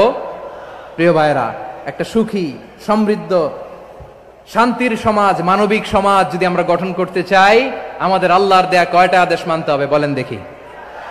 সবাই বলেন কয়টা? আর বেঁচে থাকতে হবে কয়টা জিনিস থেকে? আওয়াজ করে বলেন কয়টা? আচ্ছা, আদেশ নাম্বার 1 কি ছিল বলেন? আল্লাহর আদেশ কি? 1 নাম্বার আদাল, ন্যায় পরায়ণতা। আমরা সুবিচার, সুশাসন, ন্যায় বিচার চাই কি চাই না? 2 নম্বরে কি ছিল? মাশাআল্লাহ, আওয়াজ করে বলেন 2 নম্বরে কি ছিল? ইহসান। আমরা যেন সবার প্রতি দয়া পরবশ হই, ইহসান করি। 3 নম্বরে কি ছিল? নিকটাত্মীয়দের দান করা, তাদের অধিকার প্রাপ্য বুঝিয়ে দেওয়া। পাশাপাশি 3টা জিনিস থেকে আল্লাহ বারণ করেছেন, নিষেধ করেছেন। তার প্রথমটা ফাহশা, অশ্লীলতা। অশ্লীলতার সাথে আমাদের কোনো সম্পর্ক। আজকের এই ঐতিহাসিক চট্টগ্রামের প্যারেড ময়দান থেকে আমরা যত ধরনের মা যাহারা মিনহা মা বাতান, প্রকাশ্য অপ্রকাশ্য, দৃশ্যমান অদৃশ্যমান, সব অশ্লীলতা থেকে নিজেদেরকে মুক্ত ঘোষণা করলাম। অশ্লীলতাকে আমরা না বলে দিলাম। আওয়াজ করে সবাই বলুন নো। অশ্লীলতার সাথে আমাদের কোনো সম্পর্ক। 2 নম্বর নিষেধাজ্ঞা কি ছিল? আল মুনকার, সমাজের যত মন্দ কাজ এগুলোকে আমরা প্রতিরোধ করব। রাজি আছেন তো সবাই? 3 নম্বরে আল বাগি, সীমালঙ্ঘন। কোন মুসলিম সীমালঙ্ঘন করে না, এমনকি যুদ্ধ ক্ষেত্রেও না। আওয়াজ করে বলেন ঠিক কি না? রাব্বুল আলামিন শেষে বললেন ইয়াইদুকুম লাআল্লাকুম তাযাক্কারুন। আল্লাহ তোমাদেরকে উপদেশ দেন যাতে তোমরা শিক্ষা গ্রহণ করো। আমরা উপদেশ দিব, আমরা জোর করে কাউরে কিছু মানাতে চাই না। লা ইকরাহা ফিদ্দিন ওয়া যাক্কির ফা ইন্না যিকরা তানফাউল মুমিনিন। উপদেশ দিলে এটা মুমিনদের কাজে দেয়। লাস্তা আলাইহিম বিমুসাইতির ইন্নামা আনতা মুযাক্কির। নবী হে, আপনি রিমাইন্ডার দাতা, আপনি উপদেশ দিবেন। আমরাও বিশ্বনবীর এই হাদিসগুলো থেকে, কোরআনের আয়াত থেকে রিমাইন্ডার, এই কথামালা, বাণী বাহক হিসেবে এই বাণীগুলো আপনাদের সাথে কাছে পৌঁছে দিলাম। আমরা আল্লাহ তাআলার কাছে প্রার্থনা করি, আল্লাহ আমরা যেন আদল দিয়ে আমাদের সমাজকে গঠন করতে পারি। আল্লাহ আমরা যেন ইহসান করতে পারি, আমরা যেন নিকটাত্মীয়দের দান করতে পারি। আল্লাহ যত ধরনের অশ্লীলতা, অনাচার, মন্দ কাজ, সীমালঙ্ঘন, অবাধ্যতা থেকে যেন আমরা বেঁচে থাকতে পারি। আল্লাহ তাআলা আমাদের সবাইকে কথাগুলো বোঝার ও আমল করার তৌফিক দান করুক। হাযা মা ইনদি ওয়াল ইলমু ইনদাল্লাহ আলাইহি তাওয়াক্কালতু ওয়া ইলাইহি উনীব। প্রিয় ভাইরা, আমি আপনাদের সবার জন্য দোয়া করি, আপনারাও আমার জন্য দোয়া রাখবেন। আপনাদের সবার কাছে আমি দোয়া চাই, আপনাদের সবার জন্য দোয়া করি। আল্লাহ তাআলা আপনাদের সবাইকে ভালো রাখুন, সুস্থ রাখুন, নিরাপদে রাখুন। সুবহানাকাল্লাহুম্মা ওয়া বিহামদিকা আশহাদু আল্লা ইলাহা ইল্লা আনতা আস্তাগফিরুকা ওয়া আতুবু ইলাইক।